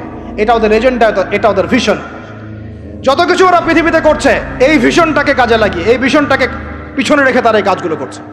এটা আপনি বুঝতে পারবেন না বাইরের চোখ দিয়ে, ভিতরে চোখ দিয়ে পড়াশোনা করেন, খেদির হন, বুঝতে পারবেন। ওরা বাইতুল মুকাদ্দাস চায় না, পুরো হোলি ল্যান্ডটাই দখল করতে চায়। এ কারণে এই উদ্দেশ্যেই তারা বিগত 100 বছর থেকে পুরো ওয়ার্ল্ড অ্যাফেয়ার্সের আগে রাজনীতির নিয়ন্ত্রণ নিয়েছে। কিসের নিয়ন্ত্রণ নিয়েছে? আপনি নিচু নিচু জায়গায় যত কথাই বলেন, ওই জায়গার ক্ষমতা আপনার হাতে না থাকলে আপনি জনগণকে সর্বোচ্চভাবে ইসলামের দিকে আনতে পারবেন না। আপনি এখন যদি সবাইকে জোর করে মাস্ক পরাতে পারেন আইন প্রয়োগ করে, এভাবে ওই ক্ষমতা হাতে থাকলে প্রত্যেক জনগণকে কোরআনও শেখানো যায়। ওই ক্ষমতাটার ইসলামের দরকার আছে। যদি যদি ওই ক্ষমতার বলে প্রত্যেক মানুষকে মসজিদে সোশ্যাল ডিস্টেন্স মেনটেন করানো যায়, তাহলে ওই ক্ষমতা যদি হাতে থাকতো প্রত্যেক মা বোনকে পর্দা করানো যেত, প্রত্যেক যুব ভাইকে দিন শেখানো যেত, বাধ্যতামূলক কোরআন শিক্ষাও চালু করা যেত, বাধ্যতামূলক কোরআন শিক্ষার সাথে হাদিসের শিক্ষা চালু করা যেত, সিলেবাসের মধ্যে নবীর সিরাত সংযোজন করা যেত। ইসলামে এই ক্ষমতাটা দরকার আছে। কিন্তু এটাকে অ্যাচিভ করার যে পথ পদ্ধতি, এই পথ পদ্ধতির মধ্যে আমরা আসলে কেউ নাই। নবীর তরিকার মধ্যে আমরা নাই, আমরা পড়ে আছি পশ্চিমা তরিকার মধ্যে। পশ্চিমা তরিকা দিয়ে ওই জায়গায় আপনি যেতে পারবেন না। আর যদি যেতে পারেনও, পশ্চিমারা আপনাকে সেখানে থাকতে দিবে না। আমাদের এখানে সবচেয়ে ভালো মানুষ যিনি, এখানকার এই এলাকার যিনি দায়িত্বশীল, তিনি যদি সবচেয়ে মুত্তাকি পরহেজগার মানুষ হন, তিনিও যদি দাঁড়িয়ে বলেন যে আমি ইসলামের পক্ষে আছি, কোরআনের পক্ষে আছি, হাদিসের পক্ষে আছি, আমি বাইতুল মুকাদ্দাসের পক্ষে আছি, মাজলুম ফিলিস্তিনিদের পক্ষে আছি, তার উপর থেকে চাপ চলে আসবে। কারণ পুরো বিশ্বের শক্তিটা নিয়ন্ত্রণ করছে এখন ইহুদিরা, নাসারারা, জায়নিস্টরা। ওই জায়গায় যতক্ষণ পর্যন্ত আঘাত না পড়ছে ততক্ষণ পর্যন্ত আপনি বিশ্বে স্বাধীন হতে পারবেন না। অতএব বাইরের চোখ দিয়ে না, ভিতরের চোখ দিয়ে দেখতে শিখুন। তো ভিতরের চোখ পুরো জিও পলিটিক্সটা আপনাকে বুঝাবে। ভিতরের চোখ দিয়ে দেখলে আপনি দেখবেন মুসলমানরা এখনও তাদের অধীনে পরাধীন হয়ে আছে। এখান থেকে আমরা স্বাধীনতা চাই ইনশাআল্লাহ। আল্লাহ পাক আমাদেরকে সেই স্বাধীনতা অর্জন করার তৌফিক দান করেন। এবার অর্থনৈতিক জীবনে আসেন। অর্থনৈতিক জীবনে এসে দেখবেন আপনি মাশাআল্লাহ মনে করবেন যে আপনি তো হালাল খাচ্ছেন, হ্যাঁ, গরুর গোশত খাচ্ছেন প্রত্যেক জুমায়। আমরা মাশাআল্লাহ মুরগির রোস্ট খাচ্ছি। ঢাকার মানুষ তো খালি খায় আর খায়, সবাই খাচ্ছে মাশাআল্লাহ বসে, ছেলে মেয়ে, ফুচকা চটপটি এইটা ওইটা, আর খাবারের দোকানের অভাব নাই, সবাই খাচ্ছে। ভাবখানা এমন যে দুনিয়াতে এসেছি খাওয়ার জন্যে। দুনিয়াতে আসছে তিনটা কাজ, খাবো, টয়লেট করব, আর মেয়েদের সাথে সহবাস করবো, ব্যাস, দ্যাটস অল। ভাবখানা দেখলে এমন মনে হয় আমাদের। আল্লাহ পাক আমাদেরকে বুঝদান করেন, হেফাজত করেন। এইগুলো করতে দুনিয়াতে আসি নাই আমরা। এগুলো আমাদের মূল কাজ নয়, এগুলো আমাদের প্রয়োজন। আপনি মনে করছেন যে মাশাআল্লাহ সবাই হালাল খাচ্ছি, বিশ্বাস করেন পুরো বিশ্বের অর্থনীতি সুদভিত্তিক। একদম খোলামেলা ওয়াকুলু কওলান সাদীদা বললাম। আল্লাহ পাক বলেছেন একদম স্পষ্ট সরাসরি খোলামেলা কথা বলো। পুরো বিশ্বের অর্থনীতি সুদভিত্তিক। যারা এই পুরো বৈশ্বিক অর্থনৈতিক সিস্টেমের মধ্যে ঢুকে গেছে, অর্থাৎ ওয়ার্ল্ড ব্যাংক, IMF এবং ফেডারেল রিজার্ভ ব্যাংকের আওতায় চলে আসছে, এরকম কোনো সেন্ট্রাল ব্যাংক 100% সুদমুক্ত হতে পারবে না। ফুল স্টপ, কোনোভাবেই সম্ভব না। আপনি যত বড় মুসলিম কান্ট্রি হন না কেন, আপনি এদের আওতায় থাকলে কোনো অবস্থাতেই সুদমুক্ত থাকতে পারবেন না। তাহলে এখন আমি যদি আপনাকে প্রশ্ন করি, বিগত 20 বছর থেকে একটা রাষ্ট্র এই জালেমদের বিরুদ্ধে লড়াই করেছিল এবং সাম্প্রতিক সময়ে তাদের কারেন্সি মার্কিন ডলারকে ছাড়িয়ে গেছে, তারা কিভাবে পেরেছে? এই তথ্য কি আপনাদের কাছে আছে? তথ্য আছে? নাম মেনশন করার দরকার নাই, আপনারা বুঝতে পারেন কি পারেন না? এই মোল্লাদের দৌড় মসজিদ পর্যন্ত নয়, এই মোল্লাদের দৌড় হবে বাইতুল মুকাদ্দাস পর্যন্ত ইনশাআল্লাহ। ওইখানে নামাজ না পড়া পর্যন্ত এদের ঘুম হবে না ইনশাআল্লাহ, দেখে নিয়ে। কথা হচ্ছে তারা পড়লো কিভাবে? অনেক কারণ। যাকাত ভিত্তিক অর্থনীতি, তারপরে দ্বৈত অর্থনীতি, হালাল অর্থনীতি, দুর্নীতি কমানো, কৃষিভিত্তিক অর্থনীতি। 3 বছরের মধ্যে ঘুরে দাঁড়িয়েছে, মাত্র 3 বছরের মধ্যে। সারা বিশ্বের অর্থনীতি এখন সুদভিত্তিক। এখান থেকে ঘুরে দাঁড়াতে হলে আমরা অবশ্যই পারবো, কেন পারবো না?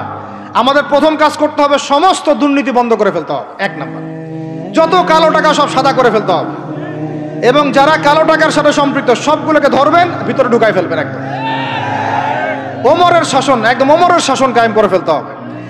আমরা সে জায়গায় যেতে চাচ্ছি না, আমরা বলছি আপনারাই সেই কাজ করেন। আমরা উদাত্ত আহ্বান জানাচ্ছি, যেই থাকে উপরে। আমরা দোয়া করতে সমস্যা আছে? আমরা সেই জায়গায় জোর করে যেতে চাচ্ছি না, অন্তত আমার এই ইচ্ছা নাই। আর আমি কোনো পলিটিক্যাল দলের মানুষও না, জীবনে করিও নাই, করার ইচ্ছাও নাই। আমি আমার অনুরোধ, আমার আক্ষেপ, আমার আবদার হচ্ছে সমস্ত দুর্নীতিবাজদেরকে ধরবেন আর সাইজ করবেন। ওমর রাদিয়াল্লাহু তাআলা আনহুর মতো। সে যদি দাড়িওয়ালাও হয়, টুপিওয়ালাও হয়, পাগড়িওয়ালা হয়, জুব্বাওয়ালা হয়, ইমাম হয়, তবু তাকেও ধরবেন, কোনো সমস্যা নেই। সমস্ত কালো টাকাকে সাদা করে ফেলবেন, দেখবেন এমনি বাইতুল মালের সম্পদ বেড়ে গেছে আলহামদুলিল্লাহ। দ্বিতীয় কাজ, যাকাত ভিত্তিক অর্থনৈতিক সিস্টেম চালু করা। বাংলাদেশে এমন প্রচুর মানুষ আছে যাদের একজনের যাকাতের টাকা দিয়ে একটা গ্রামের মানুষকে খাওয়ানো যাবে ইনশাআল্লাহ। এরা যাকাত দেয় না, এরা ট্যাক্সও দেয় না, সরকারকে করও দেয় না, যাকাতও দেয় না। এই ট্যাক্স ফাঁকি দেওয়া মানুষ, কর ফাঁকি দেওয়া মানুষ, এই জোচ্চরদেরকে ধরতে হবে, ধরে এদের কাছ থেকে যাকাত আদায় করতে হবে, বাধ্যতামূলক যাকাত আদায় করতে হবে। তারপরে দেখবেন আমরা বৈদেশিক ঋণের জন্য বসে থাকার কোনো প্রয়োজন হবে না, আমাদের টাকা দিয়ে আমরাই চলতে পারবো ইনশাআল্লাহ।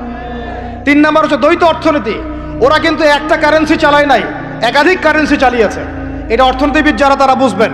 একটা কারেন্সির অনেক দুর্বলতাও আছে, এগুলো নিয়ে আমি খোলামেলা কথা এই মাহফিল স্টেজে বলতে পারবো না। বসতে চাইলে বসেন আমার সাথে, অর্থনীতি নিয়ে বসতে চাইলে আমার সাথে বসেন, আমরা আলোচনা করি, কথা বলেন, আমাদেরকে মূল্যায়ন করেন, কথা শোনেন।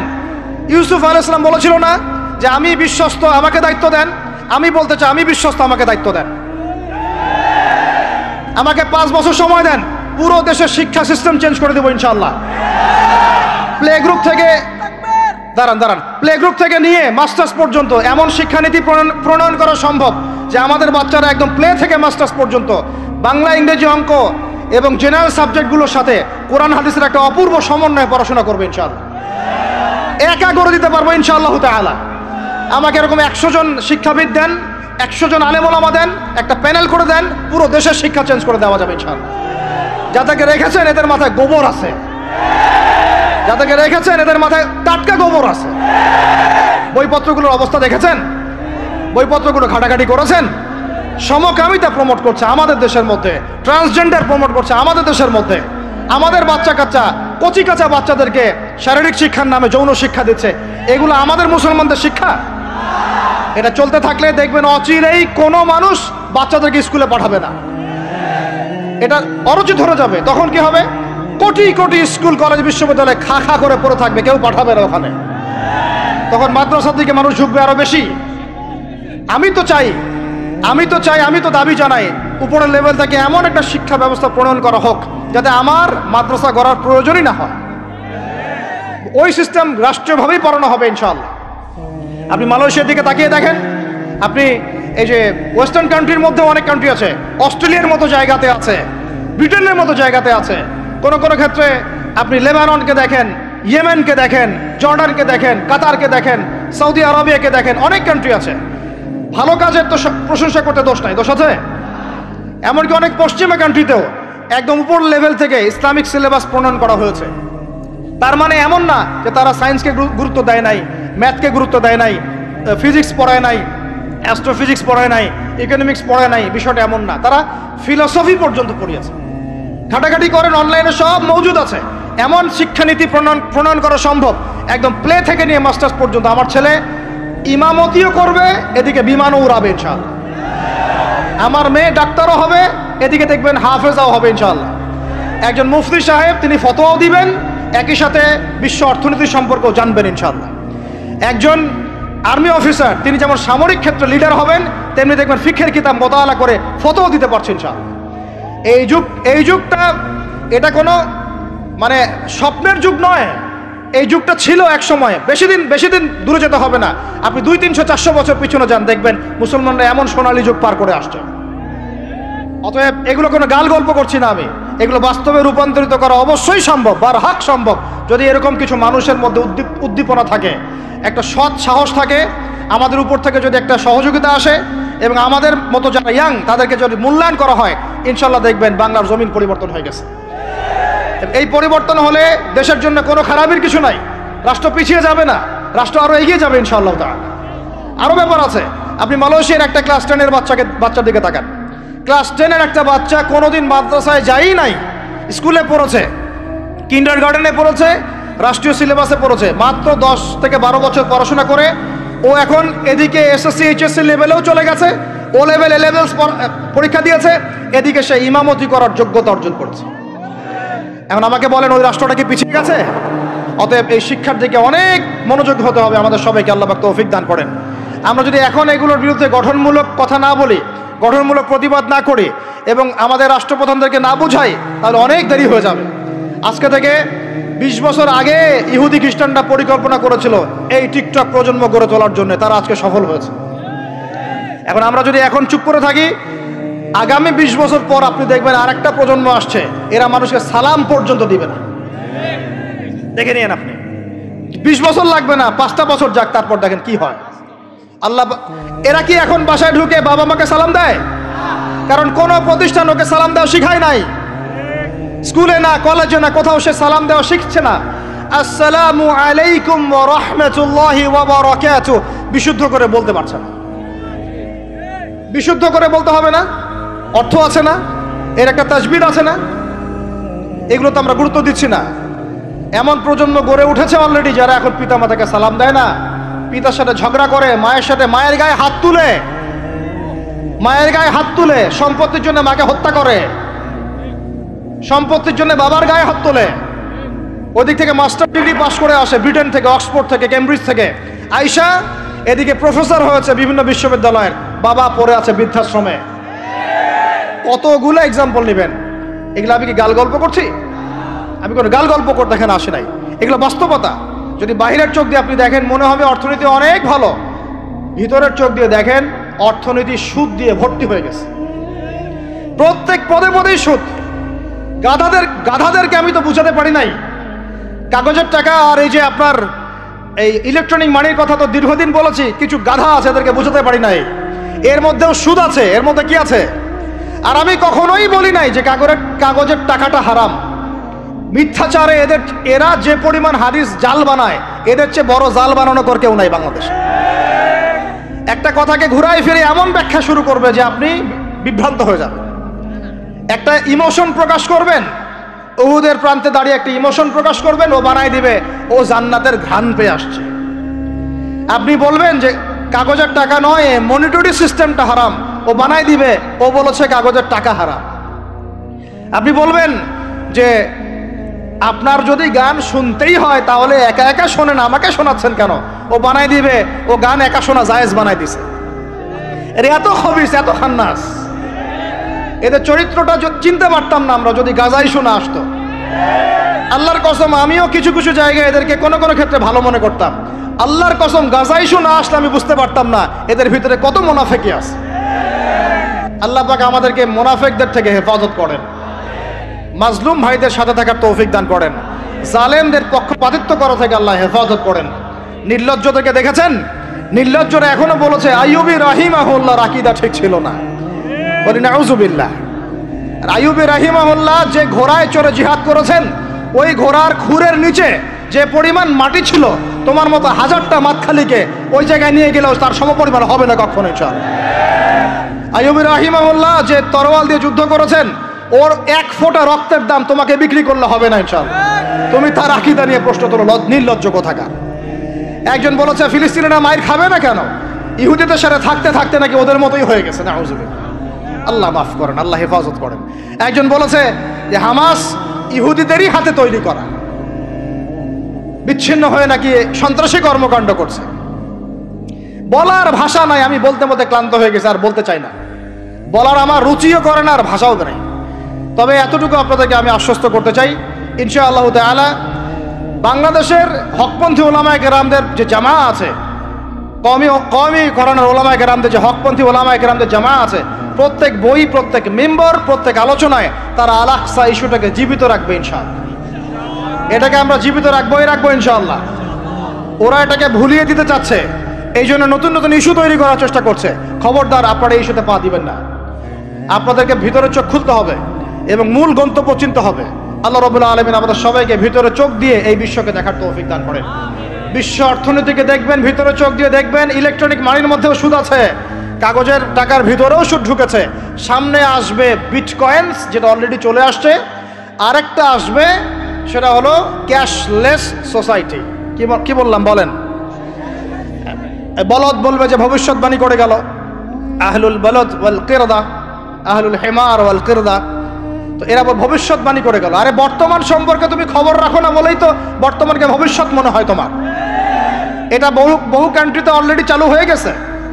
এই যে আমাদের অনেক ভাই ব্যবসা করে, তারা চায়না যায়, কোরিয়া যায়, উত্তর কোরিয়া, দক্ষিণ কোরিয়া যায়। ওরা দেখে আসতেছে চায়না চালু করে ফেলছে অলরেডি। ক্যাশলেস সোসাইটি মানে হচ্ছে আপনি আপনার মুদ্রাকে সংরক্ষণ করতে পারবেন না। আপনি দেখলেন খিদির আলাইহিস সালাম দেয়াল নির্মাণ করলেন, দেয়ালের নিচে কি ছিল? খাজানা ছিল। তাহলে দেয়ালের নিচে খাজানা তিনি সংরক্ষণ করলেন কেন? এতিম বালকরা যেন বড় হয়ে সেটা নিতে পারে। তাহলে আপনি চিন্তা করেন ওই মুদ্রাটা কি ছিল?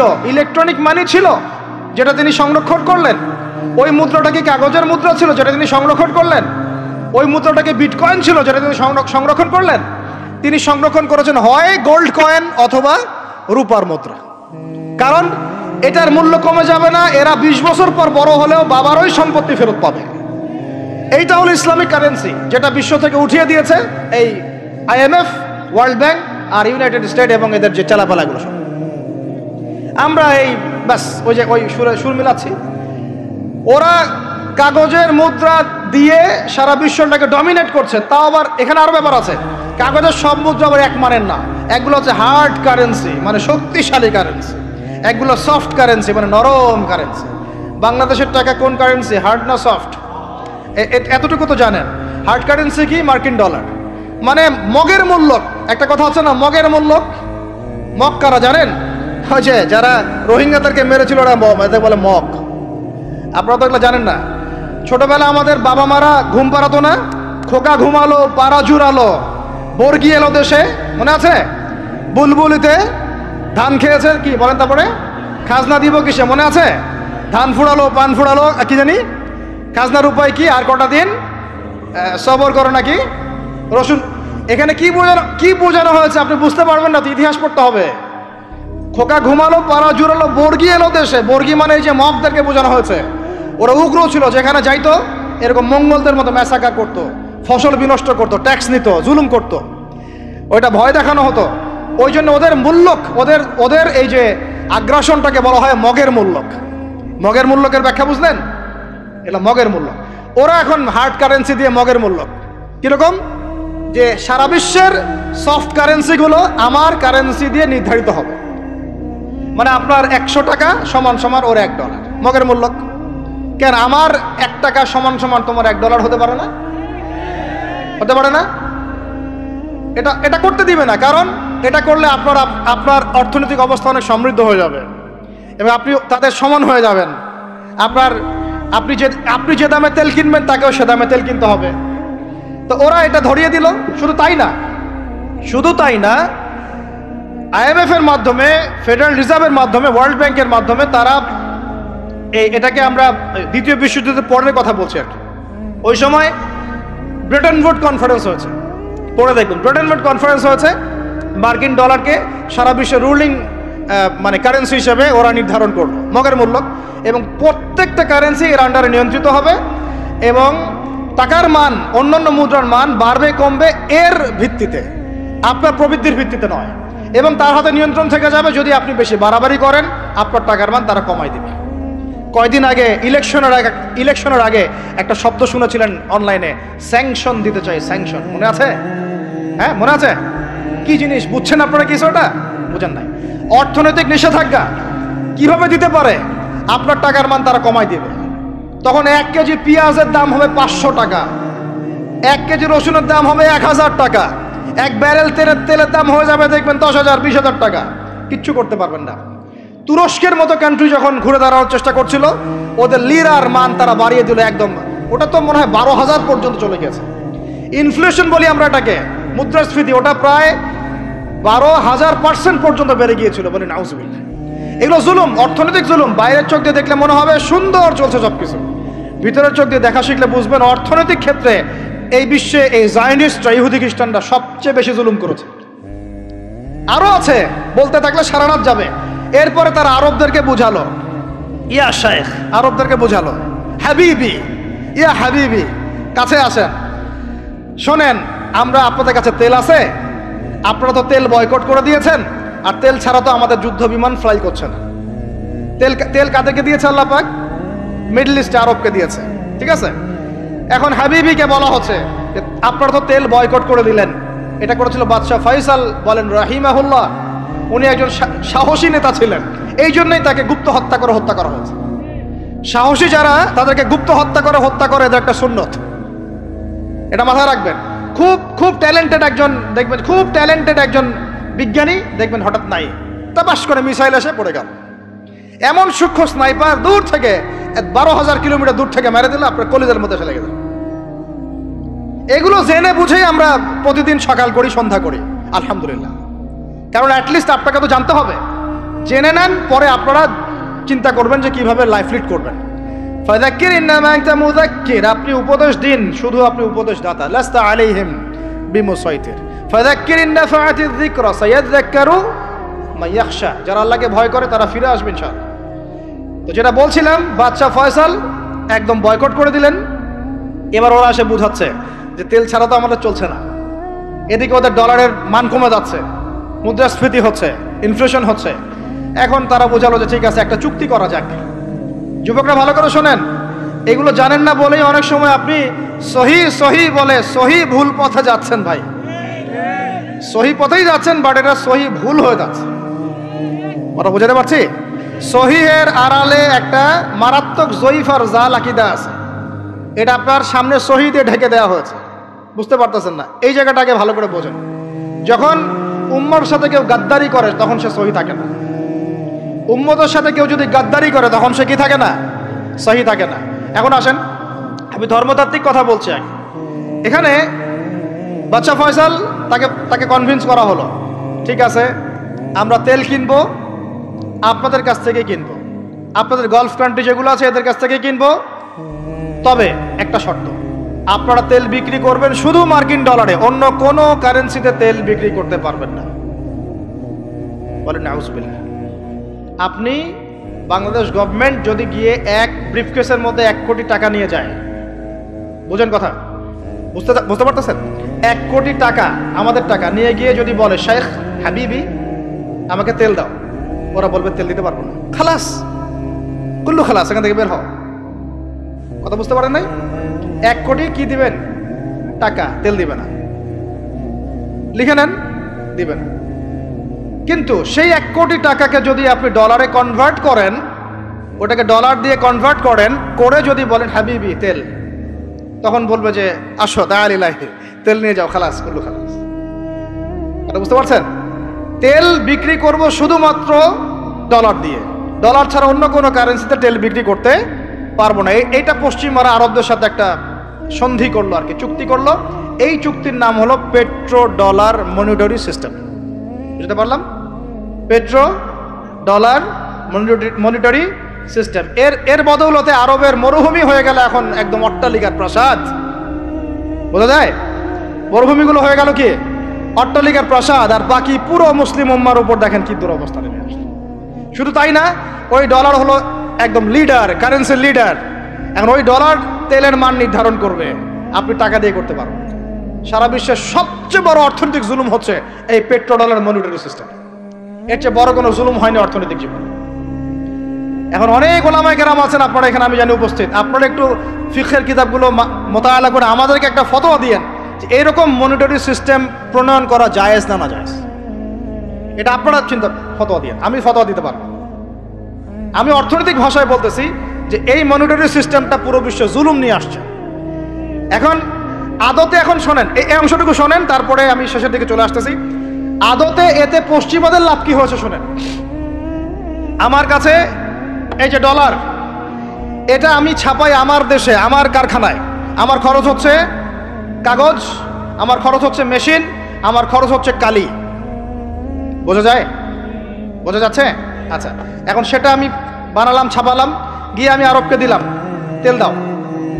ওরা এই কাগজের টাকাটা নিল, নিয়ে রিজার্ভ করলো, করে মূল যে তেল, এই তেলটা মনে করেন তেল বা সোনা, তেল বা সোনা একই কথা, কারণ সোনার ফাংশন প্লে করছে এখন তেল। এখন তো যেহেতু গোল্ড দিনার নাই, দিরহাম নাই, এই তেলটা তারা নিয়ে ওদের দেশের আন্ডারগ্রাউন্ডে বাংকার আছে, গ্যালনকে গ্যালন তেল রিজার্ভ করতে থাকলো। এমনভাবে রিজার্ভ করতে থাকলো যে বিগত আগামী 30 বছর যদি বিশ্বে কোনো তেল নাও থাকে, ওরা চলতে পারবে, প্লেন উড়াইতে পারবে। ওদের মিলস বন্ধ হবে না, ফ্যাক্টরি বন্ধ হবে না, ওদের ইন্টারনেট সেকশন বন্ধ হবে না, বিদ্যুৎ বন্ধ হবে না, ওদের কোনো কিছুই বন্ধ হবে না, কোনো প্রযুক্তি বন্ধ হবে না। এত তেল তারা এখন রিজার্ভ করলো কি দিয়ে? ওর দেশে ছাপানো বিনামূল্যের ডলার দিয়ে। এবং সেই ডলারটা আমরা নিলাম, নিয়ে আমরা মাশাআল্লাহ অট্টালিকা নির্মাণ করলাম, আর মনে করলাম যে মাশাআল্লাহ আমি তো খুব ধনী হয়ে গেলাম, সমৃদ্ধি অর্জন করলাম। আদতে এখানে পশ্চিমাদের সবই লাভ। আমরা বলি না জালাও তাই কদু, সরি, আমরা বলি আম গেল সালাও গেল, তাই না? এখানে আমও তাদের, সালাও তাদের, আদতে আমাদের কিছু নাই। আপনারা হাসতেছেন, এইটা হচ্ছে সারা বিশ্বের সবচেয়ে বড় জুলুম। এখন আমরা তো থার্ড ওয়ার্ল্ডের কান্ট্রি, এটা হচ্ছে যারা বড় বড় ধনী রাষ্ট্র, ওদের অবস্থা হচ্ছে এই। আর আমরা যারা থার্ড ওয়ার্ল্ডের কান্ট্রি, উন্নত বিশ্বের দিকে এগিয়ে যাচ্ছে, আমরা যারা আস্তে আস্তে, যে পথে আমাদের দুর্নীতি বাধা, আমাদের এই যে নৈতিকতার অবক্ষয় বাধা, আমাদের মধ্যে আমানতহীনতা বাধা, এই বাধাগুলো আমাদেরকে আগাতে দিচ্ছে না। তা আমাদের অবস্থা কি হতে পারে তাহলে চিন্তা করেন। এখন আমরা এই জায়গায় আছি, এই জায়গায় বসে বসে আপনি মনে করছেন যে আপনি মাশাআল্লাহ খুব পাক্কা মুসল্লি, হালাল খাচ্ছেন, নামাজ পড়তেছেন, তাহাজ্জুদ গোজার, জান্নাত কিনে নিয়েছেন মাশাআল্লাহ। অথচ আপনার অর্থনীতি সুদভিত্তিক, এবং এই সুদভিত্তিক অর্থনীতির আন্ডারে থেকে কোনো বেসরকারি ব্যাংক পর্যন্ত 100% সুদমুক্ত সিস্টেম দিতে পারবে না, ফুল স্টপ, খালাস। আর এর উপরে আবার আছে ঘুষ, তার উপরে আবার আছে দুর্নীতি, তার উপরে আপনারা আবার মাপে কম দিচ্ছেন, তার উপর আবার পণ্য মজুত করছেন, মার্কেটে ইচ্ছাকৃতভাবে প্রাইস বাড়ায় দিচ্ছেন, এই কাজগুলো করছেন। আমি শিক্ষিত একটা সমাজ পেয়েছি বলে কথাগুলো এভাবে মাহফিলে বললাম। এগুলো মাহফিলে কিন্তু আলোচনা হয় না। এগুলো কি মাহফিলে আলোচনা হয়? আমরা বিশ্বাস করি গাজীপুরের শহরের মানুষ, সব ঢাকার মানুষ, আপনারা সব বুঝেন, ইন্টেলেকচুয়াল অডিয়েন্স আছেন এখানে। এই কথাগুলো খোলামেলা বলার কারণেই ওদের দ্বারা পালিত কিছু তথাকথিত শায়েখ আমার উপর খুব ক্ষিপ্ত। এর আকীদা ঠিক না, এর মানহাজ ঠিক না, লেকচার শোনা যাবে না, ইত্যাদি ইত্যাদি। ঠিক আছে, আমারটা শোনার দরকার নেই, তোমাকে শুনতে কে বলছে? তোমার শোনার ইচ্ছা করে না, তুমি শুনিও না। যাদের শোনার ইচ্ছা তারা শুনবে ইনশাআল্লাহ। আর তোমার মতো কিছু মুনাফিক না শুনলে আমার কিছু যায়ও আসে না। ইনশাআল্লাহ মুমিনরা যারা, তারা শুনবে, বুঝবে, ইনশাআল্লাহ ওরাই প্রজন্ম করবে ইনশাআল্লাহ। আর আমাদের ভুল হতে পারে, ভুল হলে সেটা ওলামায়ে কেরাম সংশোধন করবেন। ওলামায়ে কেরাম যদি আমাদেরকে বলেন এটা ভুল হয়েছে, অবশ্যই মাথা পেতে নেব ইনশাআল্লাহ। আমরা আলেম ওলামার বাইরে নয়, ওলামায়ে মুহাক্কিকের বাইরে নয়। তাহলে আপনাকে কি আমি ভিতরের চোখ দিয়ে পুরো বিশ্বের রাজনীতি বোঝাতে পেরেছি? পুরো বিশ্বের অর্থনীতি বোঝাতে পেরেছি? পুরো বিশ্বের শিক্ষাটাও বুঝেন এবার? আপনার কাছে মনে হচ্ছে পুরো বিশ্বের শিক্ষা খুব উন্নত? বাহ্যিকভাবে বস্তুবাদী ক্ষেত্রে উন্নত, মঙ্গলে যাচ্ছি, চাঁদে যাচ্ছি, স্যাটেলাইট পাঠাচ্ছি ইত্যাদি, তো এগুলো বস্তুবাদী উন্নতি। আদতে কি হচ্ছে দেখেন, নীতি নাই, শিক্ষা অর্জন করার পর নৈতিকতা নাই, চরিত্র নাই, সালাম কালাম নাই, ধর্মভীরুতা নাই, আমানতদারিতা নাই। একজন ডক্টর, সে মাশাআল্লাহ ডক্টর হয়েছে, হওয়ার পরে এখন সে দেখছি কসাই হয়ে গেল। তাহলে কোন শিক্ষাটার ঘাটতি হলো? নীতির, নৈতিকতার, ইসলামের ওই বুঝটা নাই, পরকালীন কনসেপ্ট নাই। একজন ইঞ্জিনিয়ার মাশাআল্লাহ, আপনি theta, sine theta, cos theta সব তো বুঝেন মাশাআল্লাহ। আপনি একজন আর্কিমিডিস থেকে শুরু করে পিথাগোরাস সব পড়ে ফেললেন, কিন্তু ইঞ্জিনিয়ার হয়েও তো আপনি চোর হলেন। তাহলে কোন শিক্ষার অভাব হলো বলেন? একটা মেয়েকে আপনি দেখছেন মাশাআল্লাহ এগিয়ে যাচ্ছে, বাপরে বাপ, ফেমিনিস্ট রেভলিউশন। আদতে ওর গায়ে এখন একটা গেঞ্জি, ওর গায়ে পায়ে একটা জিন্সের প্যান্ট, বাহিরের চলাফেরা দেখে তার অঙ্গ প্রত্যঙ্গ সব স্পষ্ট দেখা যাচ্ছে, সে স্পষ্ট বেপরদায় চলছে। একটা ছেলেকে আপনি দেখছেন বাহির থেকে পড়ে আসলো, এসে এখানে ট্রান্সজেন্ডার হয়ে গেল, লিঙ্গ পরিবর্তন করতেছে। ছেলেপেলেকে দেখছেন এখানে ডিগ্রি অর্জন করেছে, কিন্তু মাদক ছাড়তে পারছে না, মেয়েদের সাথে জেনা ছাড়তে পারছে না, সমকামিতা ছাড়তে পারছে না। শিক্ষার সংজ্ঞাটাই বা আসলে কি? তাহলে সংজ্ঞাটা কি? এডুকেশনের সংজ্ঞাটা কি আমাকে বলেন? শিক্ষার মূল সংজ্ঞাটা কি? আমরা কি এই বিশ্বের মূল শিক্ষা ব্যবস্থা কি মুসলমানরা গড়ে দেয় নাই? একটা বই কিনেন বাসায় গিয়ে, যে এই বিশ্বের 1000 সেরা আবিষ্কার, ওখানে দেখবেন সবগুলো মুসলমানদের নাম আছে না নাই? আপনি যে ল্যাপটপ চালাচ্ছেন, অ্যালগোরিদম কে দিয়েছে? হিন্দু ভাইরা দিয়েছে, খ্রিস্টান ভাইরা দিয়েছে। আমি বোঝানোর জন্য ভাই বলছি, বৌদ্ধ ভাইরা দিয়েছে, ইহুদিরা দিয়েছে, এরা দেয় নাই। কারা দিয়েছে? মুসলিমরা দিয়েছে। আপনি যে মেডিকেল সায়েন্সের কথা বলছেন, মূল জিনিসটা কে দিয়েছে? মুসলিমরা দিয়েছে। রক্ত সংবহন তন্ত্র কারা আবিষ্কার করেছে? মুসলিমরা। আপনি জাবের ইবনে হাইয়ানকে ছাড়া আপনি কেমিস্ট্রি পড়াতে পারবেন না। ইবনে রুশদ, ইবনে সিনাকে ছাড়া আপনি মেডিকেল সায়েন্স আগাতে পারবেন না। আপনি ইবনে রুশদ ছাড়া এই যে আমরা পাটিগণিত, বীজগণিত, জ্যামিতি, ত্রিকোণমিতি, পরিমিতি করে আপনি করতে পারবেন না। আমরা তো জেনারেল লাইন পড়েছি, আমার সাথে বসেন, এগুলো হয়তো সবাই আপনি বোঝাতে পারবে না। মূল জ্যোতির্বিদ্যা যাচ্ছেন, আপনি অ্যাস্ট্রোনমিতে যাচ্ছেন, অনেক কিছু করছেন, আপনি মুসলিমদেরকে ছাড়া এক পা আগাতে পারবেন না। মূল ভিত্তিটা গড়ে দিয়েছে কারা? উমাইয়ারা, আব্বাসীয়রা, সেলজুকরা, উসমানীয়রা এবং 4 খলিফার সময়। এই সময়ে এই শিক্ষার মূল ভিত্তিটা দাঁড়িয়েছে। এই যে আমরা যে নাহু সরফের কিতাবগুলো পড়ি, আমাকে বলেন তো, নাহু সরফের কিতাব রাসূলের যুগে ছিল? বলেন, ছিল না। কোন খলিফার সময় থেকে এগুলো সারা বিশ্বে ছড়িয়ে গেল? নাম জানেন? আলী ইবনে আবি তালেব। কি নাম? আলী ইবনে আবি তালেব। আরবি ব্যাকরণের পুরো ভিত্তি দিয়ে দিয়েছেন তিনি, লুগা দিয়ে দিয়েছেন, কায়দাগুলো দিয়ে দিয়েছেন। এখন সারা বিশ্বের মানুষ আরবি পড়ছে, আরবি বুঝতে পারছে, ব্যাকরণ বুঝতে পারছে, কোরআন নিয়ে গবেষণা করতে পারছে। প্রত্যেকটা সেক্টর, ধর্মীয় অঙ্গন বলেন, অর্থনীতি বলেন, জ্যোতির্বিদ্যা বলেন, কেমিস্ট্রি, ফিজিক্স, যাই বলেন, মুসলমানদের কাছে লাগাতে পারবেন। তাহলে আমরা যে যুগে ছিলাম সেইখানে কি ফিরে আসা যাবে না? সম্ভব না। তাহলে প্রয়োজন কিসের? প্রয়োজনটা হচ্ছে, আমি জেনারেল শিক্ষার বিরোধী নই, কোশ্চিনকালেও নয়। জেনারেল শিক্ষা থাকবে, ইংরেজির প্রয়োজন আছে, বাংলা অবশ্যই প্রয়োজন আছে, মুক্তিযুদ্ধ সংস্কৃতি আমরা জানবো, শিখবো, চেতনা ধারণ করব, সব ঠিক আছে। আমরা সমাজবিজ্ঞান পড়ব, দর্শন পড়ব, সায়েন্স পড়ব, আর্টস পড়ব, কমার্স পড়ব, সব ঠিক আছে ভাই। মেডিকেল সায়েন্স পড়েন, ইঞ্জিনিয়ারিং পড়েন, কিন্তু কোরআন বাদ দিয়ে নয়, হাদিস বাদ দিয়ে নয়, আকীদা বাদ দিয়ে নয়, সিরাত বাদ দিয়ে নয়, ফিকহ বাদ দিয়ে নয়। রাজি আছেন ইনশাআল্লাহ? এখন আমাকে বলেন, এর উপায় কি? এর আসল উপায় কি? এখন এটা কি আপনি চাইলেই প্রতিষ্ঠা করতে পারবেন? আমার ক্ষুদ্র জ্ঞানে আমার কাছে 3টা উপায় মনে হয়। কয়টা উপায় ভাই? এক নম্বরটাই সবচেয়ে সেরা উপায় এবং সবচেয়ে কঠিন উপায় এবং একই সাথে সবচেয়ে ইফেক্টিভ উপায়। এটা যদি করা যায় তাহলে আর 2-3-এর প্রয়োজন হবে না।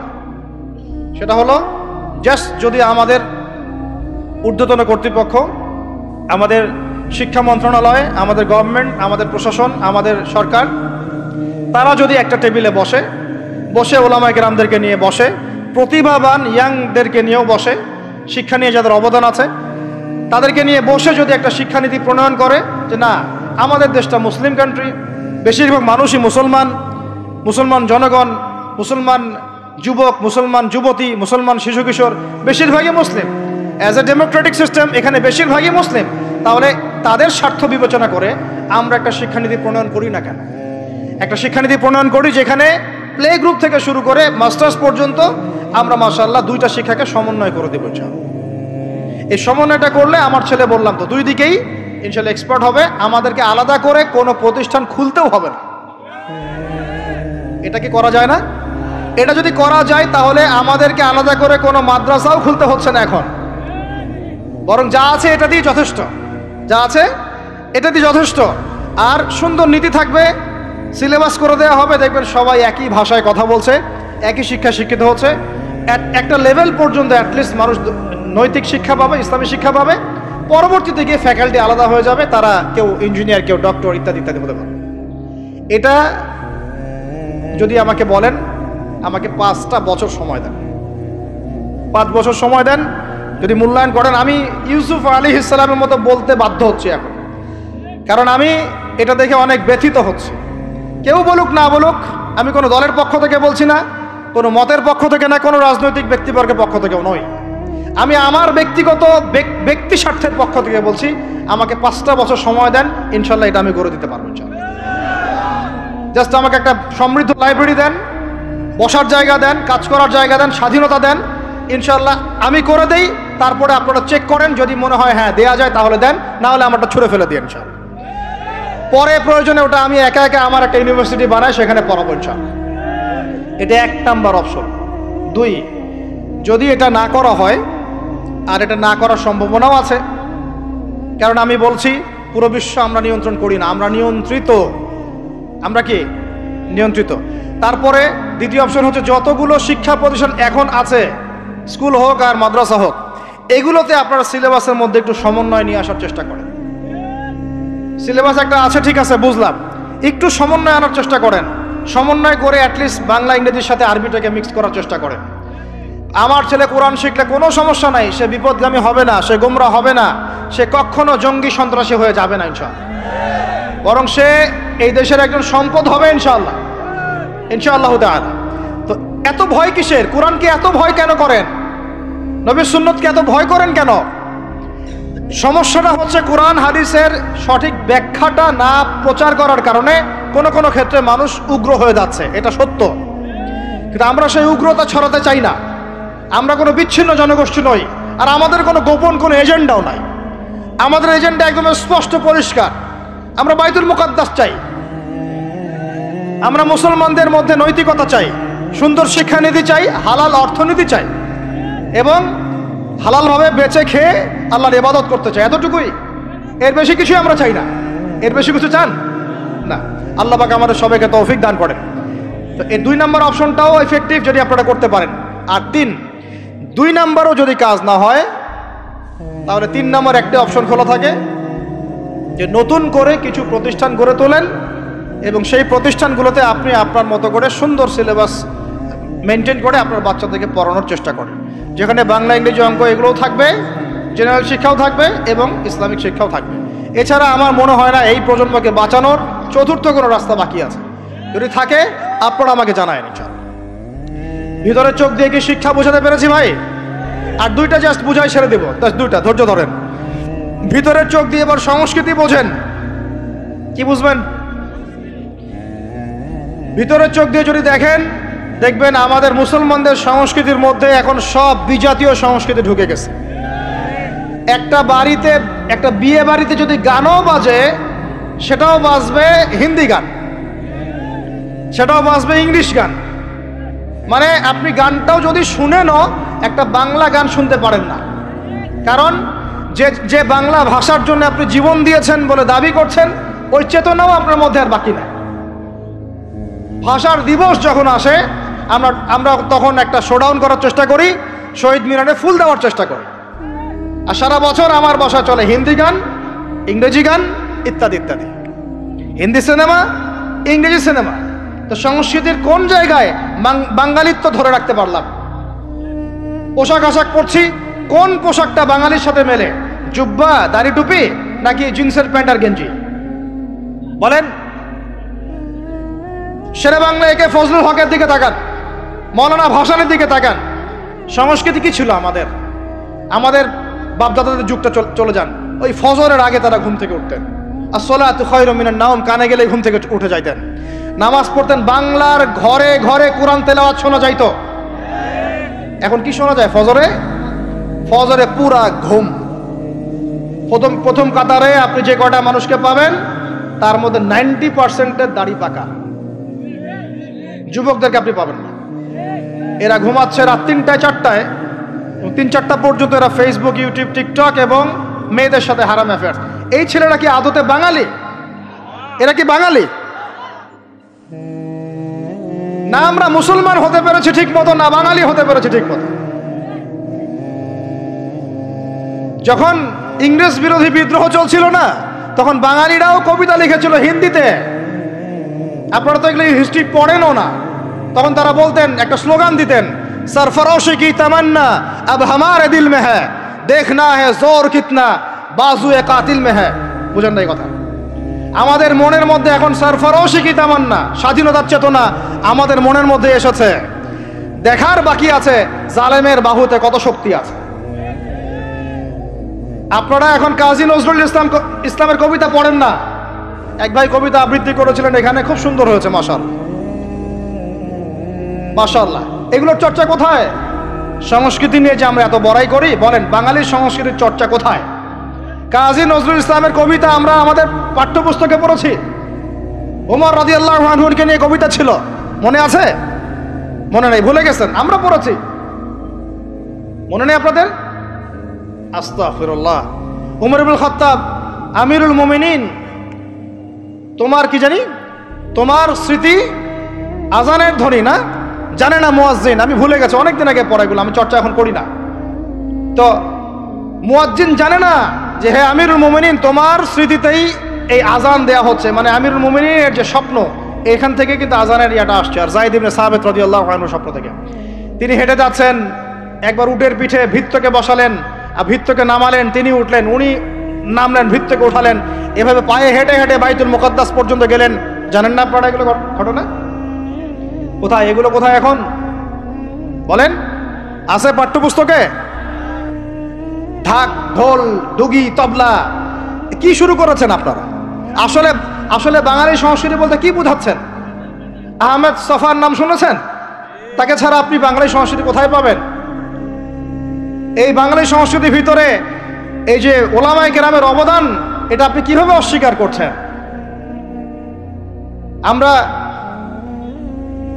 আমরা এখন পড়ে আছি কয়েকটা বিষয় নিয়ে। দেখেন, গান বাজনা, ঢাকঢোল, ডুগি, তবলা এবং এমন কিছু সংস্কৃতির নামে কাজ যেগুলোর মধ্যে শিরক আছে অথবা বেদাত আছে অথবা কুফর। আপনি রাস্তায় হাঁটছেন বানরের মূর্তি নিয়ে, বানরের সাথে আপনার কি সম্পর্ক? বানরের সাথে বাঙালি সংস্কৃতির কি সম্পর্ক? আমরা কি বানর থেকে আসছি? তাহলে বানরের মূর্তি আমি হাটে নিয়ে হাঁটবো কেন? বানর থেকে আসছে কারা?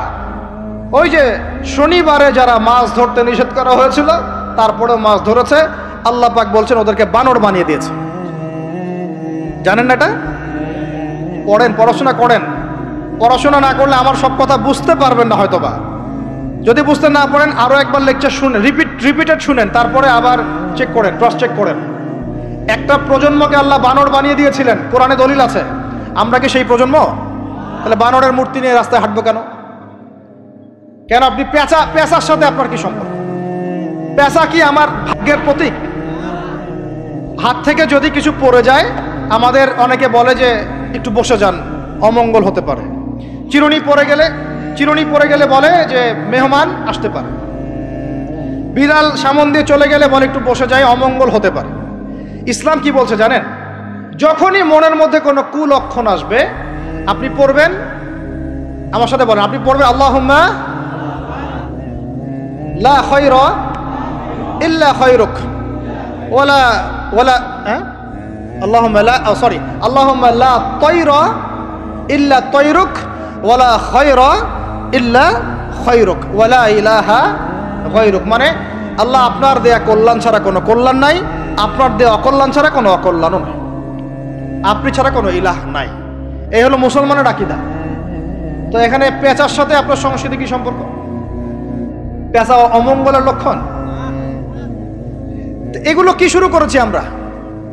যে কোনো একটা বিষয় নিয়ে যদি আলোচনা করতে চান, আসেন, বসেন, আমরা বসি, আলোচনা করি, সমাধানের পথ খুঁজি, প্রতিভাকে মূল্যায়ন করেন। ইউসুফ আলাইহিস সালাম বলেছিলেন যে আমি বিশ্বস্ত আস্থাভাজন, আমাকে এই খাজানার দায়িত্ব দেন। কে বলেছিল? ইউসুফ আলাইহিস সালাম। কখনো কখনো দায়িত্ব চেয়ে নেওয়া জায়েজ যখন দেখবেন দায়িত্ব নেয়ার যোগ্য কোনো মানুষ নাই।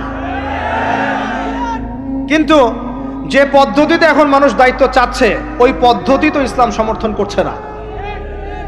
এখানে আপনি একজন ট্রান্সজেন্ডারকে দেখছেন মানুষের ঘরে ঘরে গিয়ে ভোট চাচ্ছে, একজন হিজড়াকে দেখছেন মানুষের ঘরে ঘরে গিয়ে ভোট চাচ্ছে, নারী থেকে পুরুষ হচ্ছে, পুরুষ থেকে নারী হচ্ছে, তাও আবার ভাই ওইদিকেই নিজেরও লজ্জা লাগতেছে, কারণ আমি আবার উত্তরবঙ্গের মানুষ। তো এখন কথা হচ্ছে যে এইটা তো সিস্টেম না, প্রতিভাকে মূল্যায়ন করতে হবে। আপনাদেরকে আল্লাহ পাক তৌফিক দান করেন, বলেন আমিন। এখন কথা হচ্ছে সংস্কৃতি যদি আপনি ভিতরে চোখ দিয়ে দেখেন, দেখবেন টপ টু বটম আপনি ইহুদি খ্রিস্টানদের সংস্কৃতি ফলো করছেন। আপনার খাওয়া, আপনার রুচি, আপনার অভ্যাস, আপনার পছন্দ, আপনার বিয়ের অনুষ্ঠান, আপনার জন্মদিন, আপনার মায়ের ওই কি বার্ষিকী, বাবার ওই বার্ষিকী, যা যা করতেছেন সবকিছু কার অনুসরণ করতেছেন আপনারা? ইহুদি খ্রিস্টানদের। একটা ভবন উদ্বোধন করবেন, খুচুত করে একটা ফিতা কাটলেন, কাইটটা মাশাআল্লাহ পায়রা আপনি উড়াই দিলেন। তো এই পাখি কি আমার কল্যাণ নিয়ে আসবে? হ্যাঁ, এই পায়রা আমার কল্যাণ নিয়ে আসতে পারে?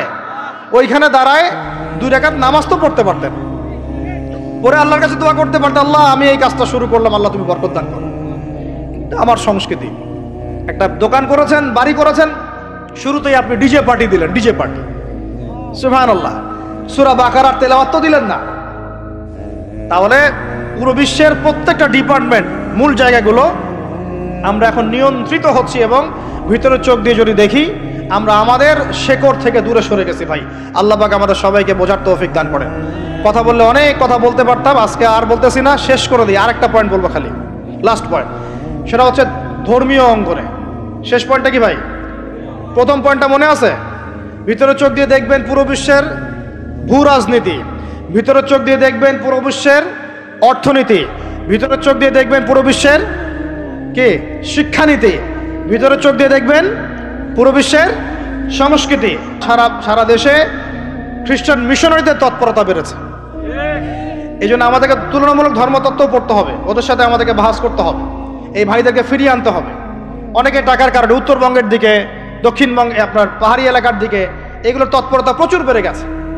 আমরা তো মাশাআল্লাহ মিলাদ আর জিলাপি আর খোরমা আর কিয়াম নিয়ে দাঁড়িয়ে আছে। ভিতরে যে ইসলাম কোথায় চলে যাচ্ছে আমরা তো জানি না। আল্লাহ পাক আমাদেরকে বোঝার তৌফিক দান করেন। আরো বেড়েছে, ওই যে একটু আগে আপনারা আলোচনা করছিলেন কাদিয়ানি মতবাদ, এটা বাড়ছে। সুদী এনজিওর মতবাদ বাড়ছে। একজন আলেম বলেছিলেন বাংলাদেশের, যেদিন বাংলাদেশের 50% মানুষ খ্রিস্টান হয়ে যাবে, শিয়া হয়ে যাবে, কাদিয়ানি হয়ে যাবে, ওই দিন আপনাদের হুঁশ ফিরবে।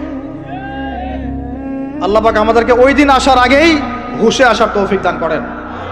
সব ইখতিলাফি বিষয়গুলো ভুলে যান, মুমিনদের সাথে থাকেন, ওলামায়ে কেরামের জামাতের সাথে থাকেন, ছোটখাটো বিষয় নিয়ে তর্ক করা বন্ধ করেন, ইস্যু পাগল হওয়া বন্ধ করেন, ডিভাইস আসক্তি বন্ধ করেন, এই শোডাউনগুলো বন্ধ করেন, মূল জায়গাগুলোয় কাজ করেন। সালাত, তাহাজ্জুদ, হালাল রিজিক, আদর্শ পরিবার গঠন, ঠিক আছে, দাওয়াতের মেহনত, সৎ কাজে আদেশ, অসৎ কাজে নিষেধ, এগুলোতে মনোযোগী হন। আল্লাহ পাক ইনশাআল্লাহ আমাদেরকে তৌফিক দান করবেন ইনশাআল্লাহ। কারণ আল্লাহ ওয়াদা করেছেন, ইন তানসুরুল্লাহ ইয়ানসুরুকুম, তোমরা আল্লাহকে সাহায্য করো, আল্লাহ তোমাদেরকে সাহায্য করবে ইনশাআল্লাহ। কিন্তু ওয়াইন তাতাওয়াল্লাহ, তোমরা যদি সাহায্য না করে মুখ ফিরে চলে যাও, তাহলে ইয়াস্তাবদিল কওমান গায়রাকুম, আল্লাহ পাক অন্য কওমকে তোমাদের জায়গায় নিয়ে আসবেন, তোমাদেরকে সরাই দিবেন। সুম্মা লা ইয়াকুনু আমসালাকুম, তারা তোমাদের মতো অপদার্থ হবে না। নাউযুবিল্লাহ। আমরা চাই আল্লাহ যেন আমাদেরকে সরিয়ে না দিয়ে আমাদের দ্বারাই খেদমত নেন। আল্লাহ পাক কবুল করেন। আমাদের এই পুরো প্রজন্মটাকে আল্লাহ পাক তওবা করে ফিরে আসার তৌফিক দান করেন। বিশ্বের বুকে ওমর রাদিয়াল্লাহু আনহুর সময় আমরা যেমন মাথা উঁচু করে বাঁচতাম, ওইভাবে বাঁচার তৌফিক দান করেন। এমন একটা জায়গায় পুরো জাতিকে নিয়ে যাওয়ার তৌফিক দান করেন যেন আমাদের ভয়ে ওরা থরথর করে কাঁপা শুরু করে ইনশাআল্লাহ। এগুলো বললে অনেক কথা, বললে কথা অনেক দিকে চলে যায়। কথা হচ্ছে আমরা বিগত 70 বছরে আমরা একটা মিসাইল বানাতে পারি নাই এখন পর্যন্ত। কথা অনেক গভীর। আমাদেরকে ওরা ভয় করবে কিভাবে? এই বিশ্বে তো ঢাল তলোয়ার দিয়ে যুদ্ধ হয় না। ওয়াইদ্দু লাকুম মাস্তাতাতুম মিন কুওয়াতিন, সূরা আনফালের মধ্যে আল্লাহ পাক আয়াত নাযিল করেছেন, হে মুসলিমরা তোমরা শক্তি অর্জন করো, তোমরা শক্তি সামর্থ্য অর্জন করো। তুরহিবুনা বিহি আদুওয়াল্লাহি ওয়া আদুওয়াকুম, এই শক্তি দিয়ে তোমরা আল্লাহর দুশমনদেরকে ভয় দেখাবা। এটা কে বলেছেন? আল্লাহ বলেছেন। ওই শক্তি কই? তা আমরা আপোষে লড়াইয়ে পড়ে আছি, আঞ্চলিক রাজনীতি নিয়ে পড়ে আছি, ভাইয়ে ভাইয়ে মারামারি কাটাকাটি করছি, আমরা গীবত সমালোচনার রাজনীতি করছি, মূল শক্তিটা আমরা অর্জন করতে পারছি না। আল্লাহ পাক আমাদেরকে সেইটা বোঝার তৌফিক দান করেন। চিন্তা করবেন না, চিন্তা করবেন না, আমরা যদি করতে পারি আল্লাহ পাক আমাদের হাতেই বিজয় দিবেন ইনশাআল্লাহ। আর এটাও চিন্তা করবেন না, নিশ্চিত থাকেন যদি আমরা করতে না পারি আল্লাহ আমাদের একটাকেও জীবিত রাখবে না, একটাকেও না। আল্লাহ পাক সবগুলোকে সরাই দিবেন ইনশাআল্লাহ, দিয়ে এমন একটা প্রজন্ম নিয়ে আসবেন ওরা পারবে ইনশাআল্লাহ তাআলা। এটা ইয়াকিন রাখেন। আমরা যদি গাদ্দার হই, মুনাফিকি করি, আমানতের খেয়ানত করে ফেলি, ওই চেতনা আমরা যদি ধ্বংস করে ফেলি, আল্লাহ পাক আমাদেরকে রাখবেন না। আর হে ঢাকাবাসী শোনেন, আল্লাহ পাক না রাখার জন্য একটা 5 মাত্রার ভূমিকম্প যথেষ্ট। আল্লাহকে ভয় করেন। ঢাকায় জেনা বেড়ে গেছে, সমকামিতা বেড়ে গেছে, মাদক বেড়ে যাচ্ছে, ইয়াবাখোর বেড়ে যাচ্ছে, ছিনতাই বাড়তেছে, কত কি হচ্ছে আমাদের শহরে, আমাদের চোখের সামনে। অশ্লীলতার কারণে এই ভূমিকম্পের আযাব আসে, নোংরামির কারণে আসে, জেনার কারণে আসে, পরকীয়ার কারণে আসে, ব্যভিচারের কারণে আসে, ঘরে ঘরে ঢুকেছে এগুলো। আল্লাহ পাক আমাদের ঢাকাবাসীকে হেদায়েত দান করেন। আমি তো আপনাদের একজন, আমি কিন্তু আপনাদের একজন, আমি আপনাদের বাইরের কেউ না, কিন্তু এগুলো দেখে আমার মনটা কাঁদে, কষ্ট হয়। ঢাকা যেমন মসজিদের শহর, এই মসজিদের শহরের মধ্যে এরকম অন্যায় অবিচার ঘরে ঘরে কেমন করে ছড়িয়ে পড়ে, কেমন করে? একটা অপরাধ হয়েছে আমাদের, অপরাধটা হচ্ছে আমরা সৎ কাজে আদেশ করেছি, অসৎ কাজে সমানভাবে নিষেধ করি নাই। সৎ কাজে আদেশের সাথে এখন থেকে অসৎ কাজে নিষেধ করবেন। আল্লাহ পাক তৌফিক দান করেন। আল্লাহ পাক এই জজবা চেতনা আপনাদের সবার মধ্যে দান করেন, আমিন। আইন হাতে তুলে নেবেন না, কিন্তু অন্যায়ের প্রতিবাদ করবেন। অন্যায়ের কি করবেন? প্রতিবাদ করবেন। শেষ পয়েন্টটা বলি, ধর্মীয় অবস্থাটা কি? ভিতরে চোখ দিয়ে দেখেন। আপনার কাছে মনে হচ্ছে আমরা সবাই সংখ্যায় অনেক বেশি, কোটি কোটি মুসলমান, এত এত মুসলিম রাষ্ট্র, এত এত তেল, এত এত মিলিটারি পাওয়ার, ইত্যাদি ইত্যাদি, এত সংগঠন, অনেক কিছু, এত ধর্মীয় দল, এত আলেম ওলামা। বাস্তবিক অর্থে ভিতরের চোখ দিয়ে যদি আপনি দেখেন, দেখবেন যে আমরা সংখ্যায় বেশি হওয়ার সত্ত্বেও আপোষে অসংখ্য দলে বিভক্ত হয়ে গেছি। যতক্ষণ পর্যন্ত আমরা ইউনাইটেড হচ্ছি না, ধর্মতাত্ত্বিকভাবে একটা জায়গায় আসছি না, একটা জামাআ ফর্ম করছি না, একটা ইমারা কায়েম করছি না, এবং আমাদের মধ্যে একজন আমিরুল মুমিনিন নির্ধারণ করছি না, ততক্ষণ পর্যন্ত আপনি আল্লাহর রাস্তায় দিন ইকামত করতে পারবেন না।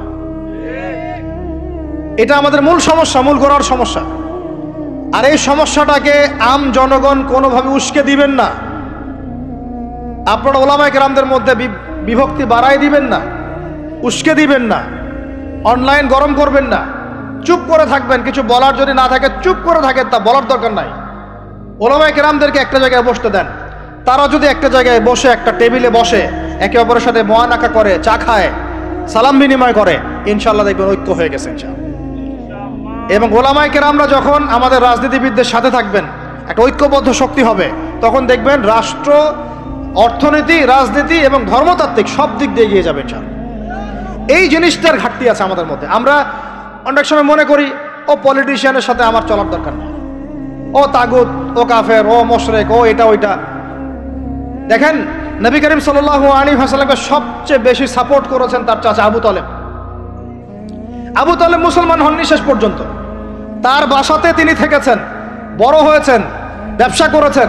চাচাকে কালিমা পড়াতে পারেন নাই, দ্বীনের পথে আনতে পারেন নাই। তাই বলে কি তিনি চাচার সঙ্গ ছেড়ে দিয়েছিলেন? আমরা সবাই নিজেকে আলাদা বিভক্ত মনে করি। নসিহতের মধ্য দিয়ে, সদুপদেশের মধ্য দিয়ে, একটা ভ্রাতৃত্বের বন্ধনের মধ্য দিয়ে। সবাই তো আর খারাপ না রে ভাই, সবাই কি খারাপ? এখানে অনেক অসংখ্য ভালো মানুষ আছেন, প্রত্যেকটা সেক্টরে আছে। আপনার আমার চেয়ে বেশি ইমানদার আছে, আপনি জানেন না। প্রত্যেক ডিপার্টমেন্টে আপনার আমার চেয়ে বড় বড় ইমানদাররা আছে, কিন্তু পরিবেশ পরিস্থিতির কারণে হয়তোবা তারা তাদের ইমানটাকে জাহির করতে পারছে না।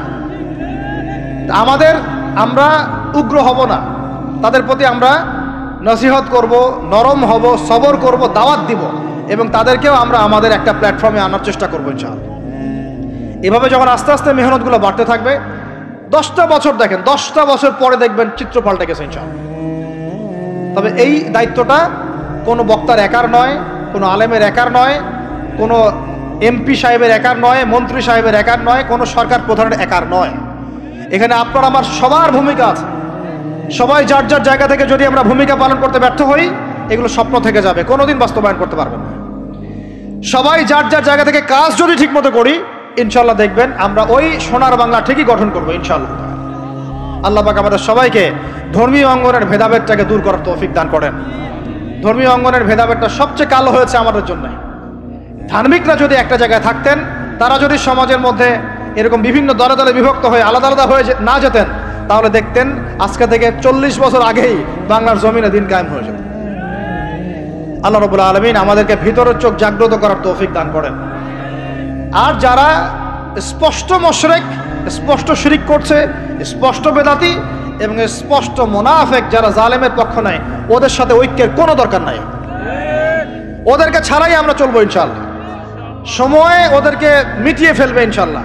সময়ের স্রোতে ওরা ধুলার মতো উড়ে যাবে ইনশাআল্লাহ, কিচ্ছু করতে পারবে না ইনশাআল্লাহ। কারণ মুনাফিকদের সাথে ঐক্য হয় না। মুনাফিকদের সাথে কি ঐক্য হয়? মুনাফিকদের সাথে ঐক্য হয় না, মুশরিকদের সাথে ঐক্য হয় না। এবং যারা পাক্কা মুশরিক, পাক্কা বেদাতি, তাদের সাথে কিন্তু ঐক্য হয় না। তো এই জিনিসগুলো আমরা অ্যাভয়েড করে মুমিনদের জামাআকে নিয়ে ঐক্যবদ্ধ হয়ে সামনের দিকে এগিয়ে যাবো ইনশাআল্লাহ।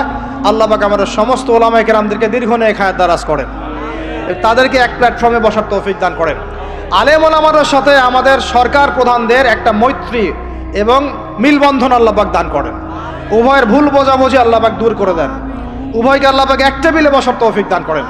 আল্লাহ পাক উভয়কে নিয়ে একটা শক্তিশালী রাষ্ট্র গঠনের তৌফিক দান করেন। ইনশাল্লাহ দেখবেন যদি এভাবে আমরা কাজ করতে পারি। আর আমাদের তরুণদের দায়িত্ব কি? তরুণদের দায়িত্ব বড়রা যা বলবে ওইটা ফলো করে চল। আমাদের দায়িত্ব না যে আমরা নেতৃত্ব আসনটাতে খাপ করে কেড়ে নিয়ে বসবো, এটা আমাদের দায়িত্ব না। যদি আমরা যোগ্য হই, আল্লাহ পাক যদি কবুল করেন, আল্লাহই আপনাকে উঁচু জায়গায় নিয়ে যাবেন। আমরা খালি চোখ কান খোলা রেখে সত্য মিথ্যা পার্থক্য করব, আমাদের বড়দের সামনে এটাকে উপস্থাপন করব। তারা যদি মুনাসিব মনে করেন, আমাদেরকে তাদের জায়গায় নিয়ে যাবেন।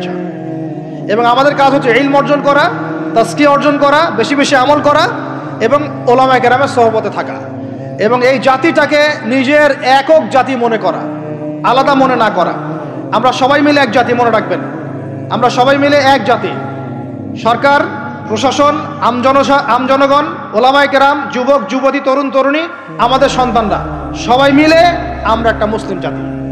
মনে থাকবেন ইনশাআল্লাহ, বিভক্তির দিকে যাবেন না, ঐক্যবদ্ধ থাকেন, বিজয় আমাদের হবে ইনশাআল্লাহ। আল্লাহ রাব্বুল আলামিন আমাদের সবাইকে কথাগুলো বোঝার তৌফিক দান করেন। কিছু কথা যদি আমার ভুল হয়ে যায়, আল্লাহ যেন মাফ করে দেন। যেগুলো সঠিক সেগুলো আল্লাহ কবুল করেন এবং সেই অনুযায়ী আমাকে আমল করার তৌফিক দান করেন, আপনাদের সবাইকে আমল করার তৌফিক দান করেন। আল্লাহ পাক আমাদের সবাইকে বাইরের চোখের সাথে ভিতরের চোখ দিয়ে দেখার তৌফিক দান করেন। সূরা কাহাফের উপর আমল করার তৌফিক দান করেন। এই জালেম সভ্যতার যে জুলুম, এগুলো থেকে আল্লাহ পাক আমাদেরকে হেফাজত করেন। আল্লাহ পাক আমাদের প্রত্যেক স্তরের মানুষদেরকে হেদায়েত দান করেন এবং আমাদের হায়াতের রিজিকে আল্লাহ বরকত দান করেন। খাস করে যারা নেতৃস্থানীয় ব্যক্তিবর্গ এবং ওলামায়ে কেরাম এবং দ্বীনের পথের রাহাবার, আলেম, ওলামা, মুজাহিদ, লেখক, কলামিস্ট ইত্যাদি, দায়ী আল্লাহ, তালেবে ইলম, আল্লাহ পাক তাদের হায়াতে বরকত দান করেন। আমিন।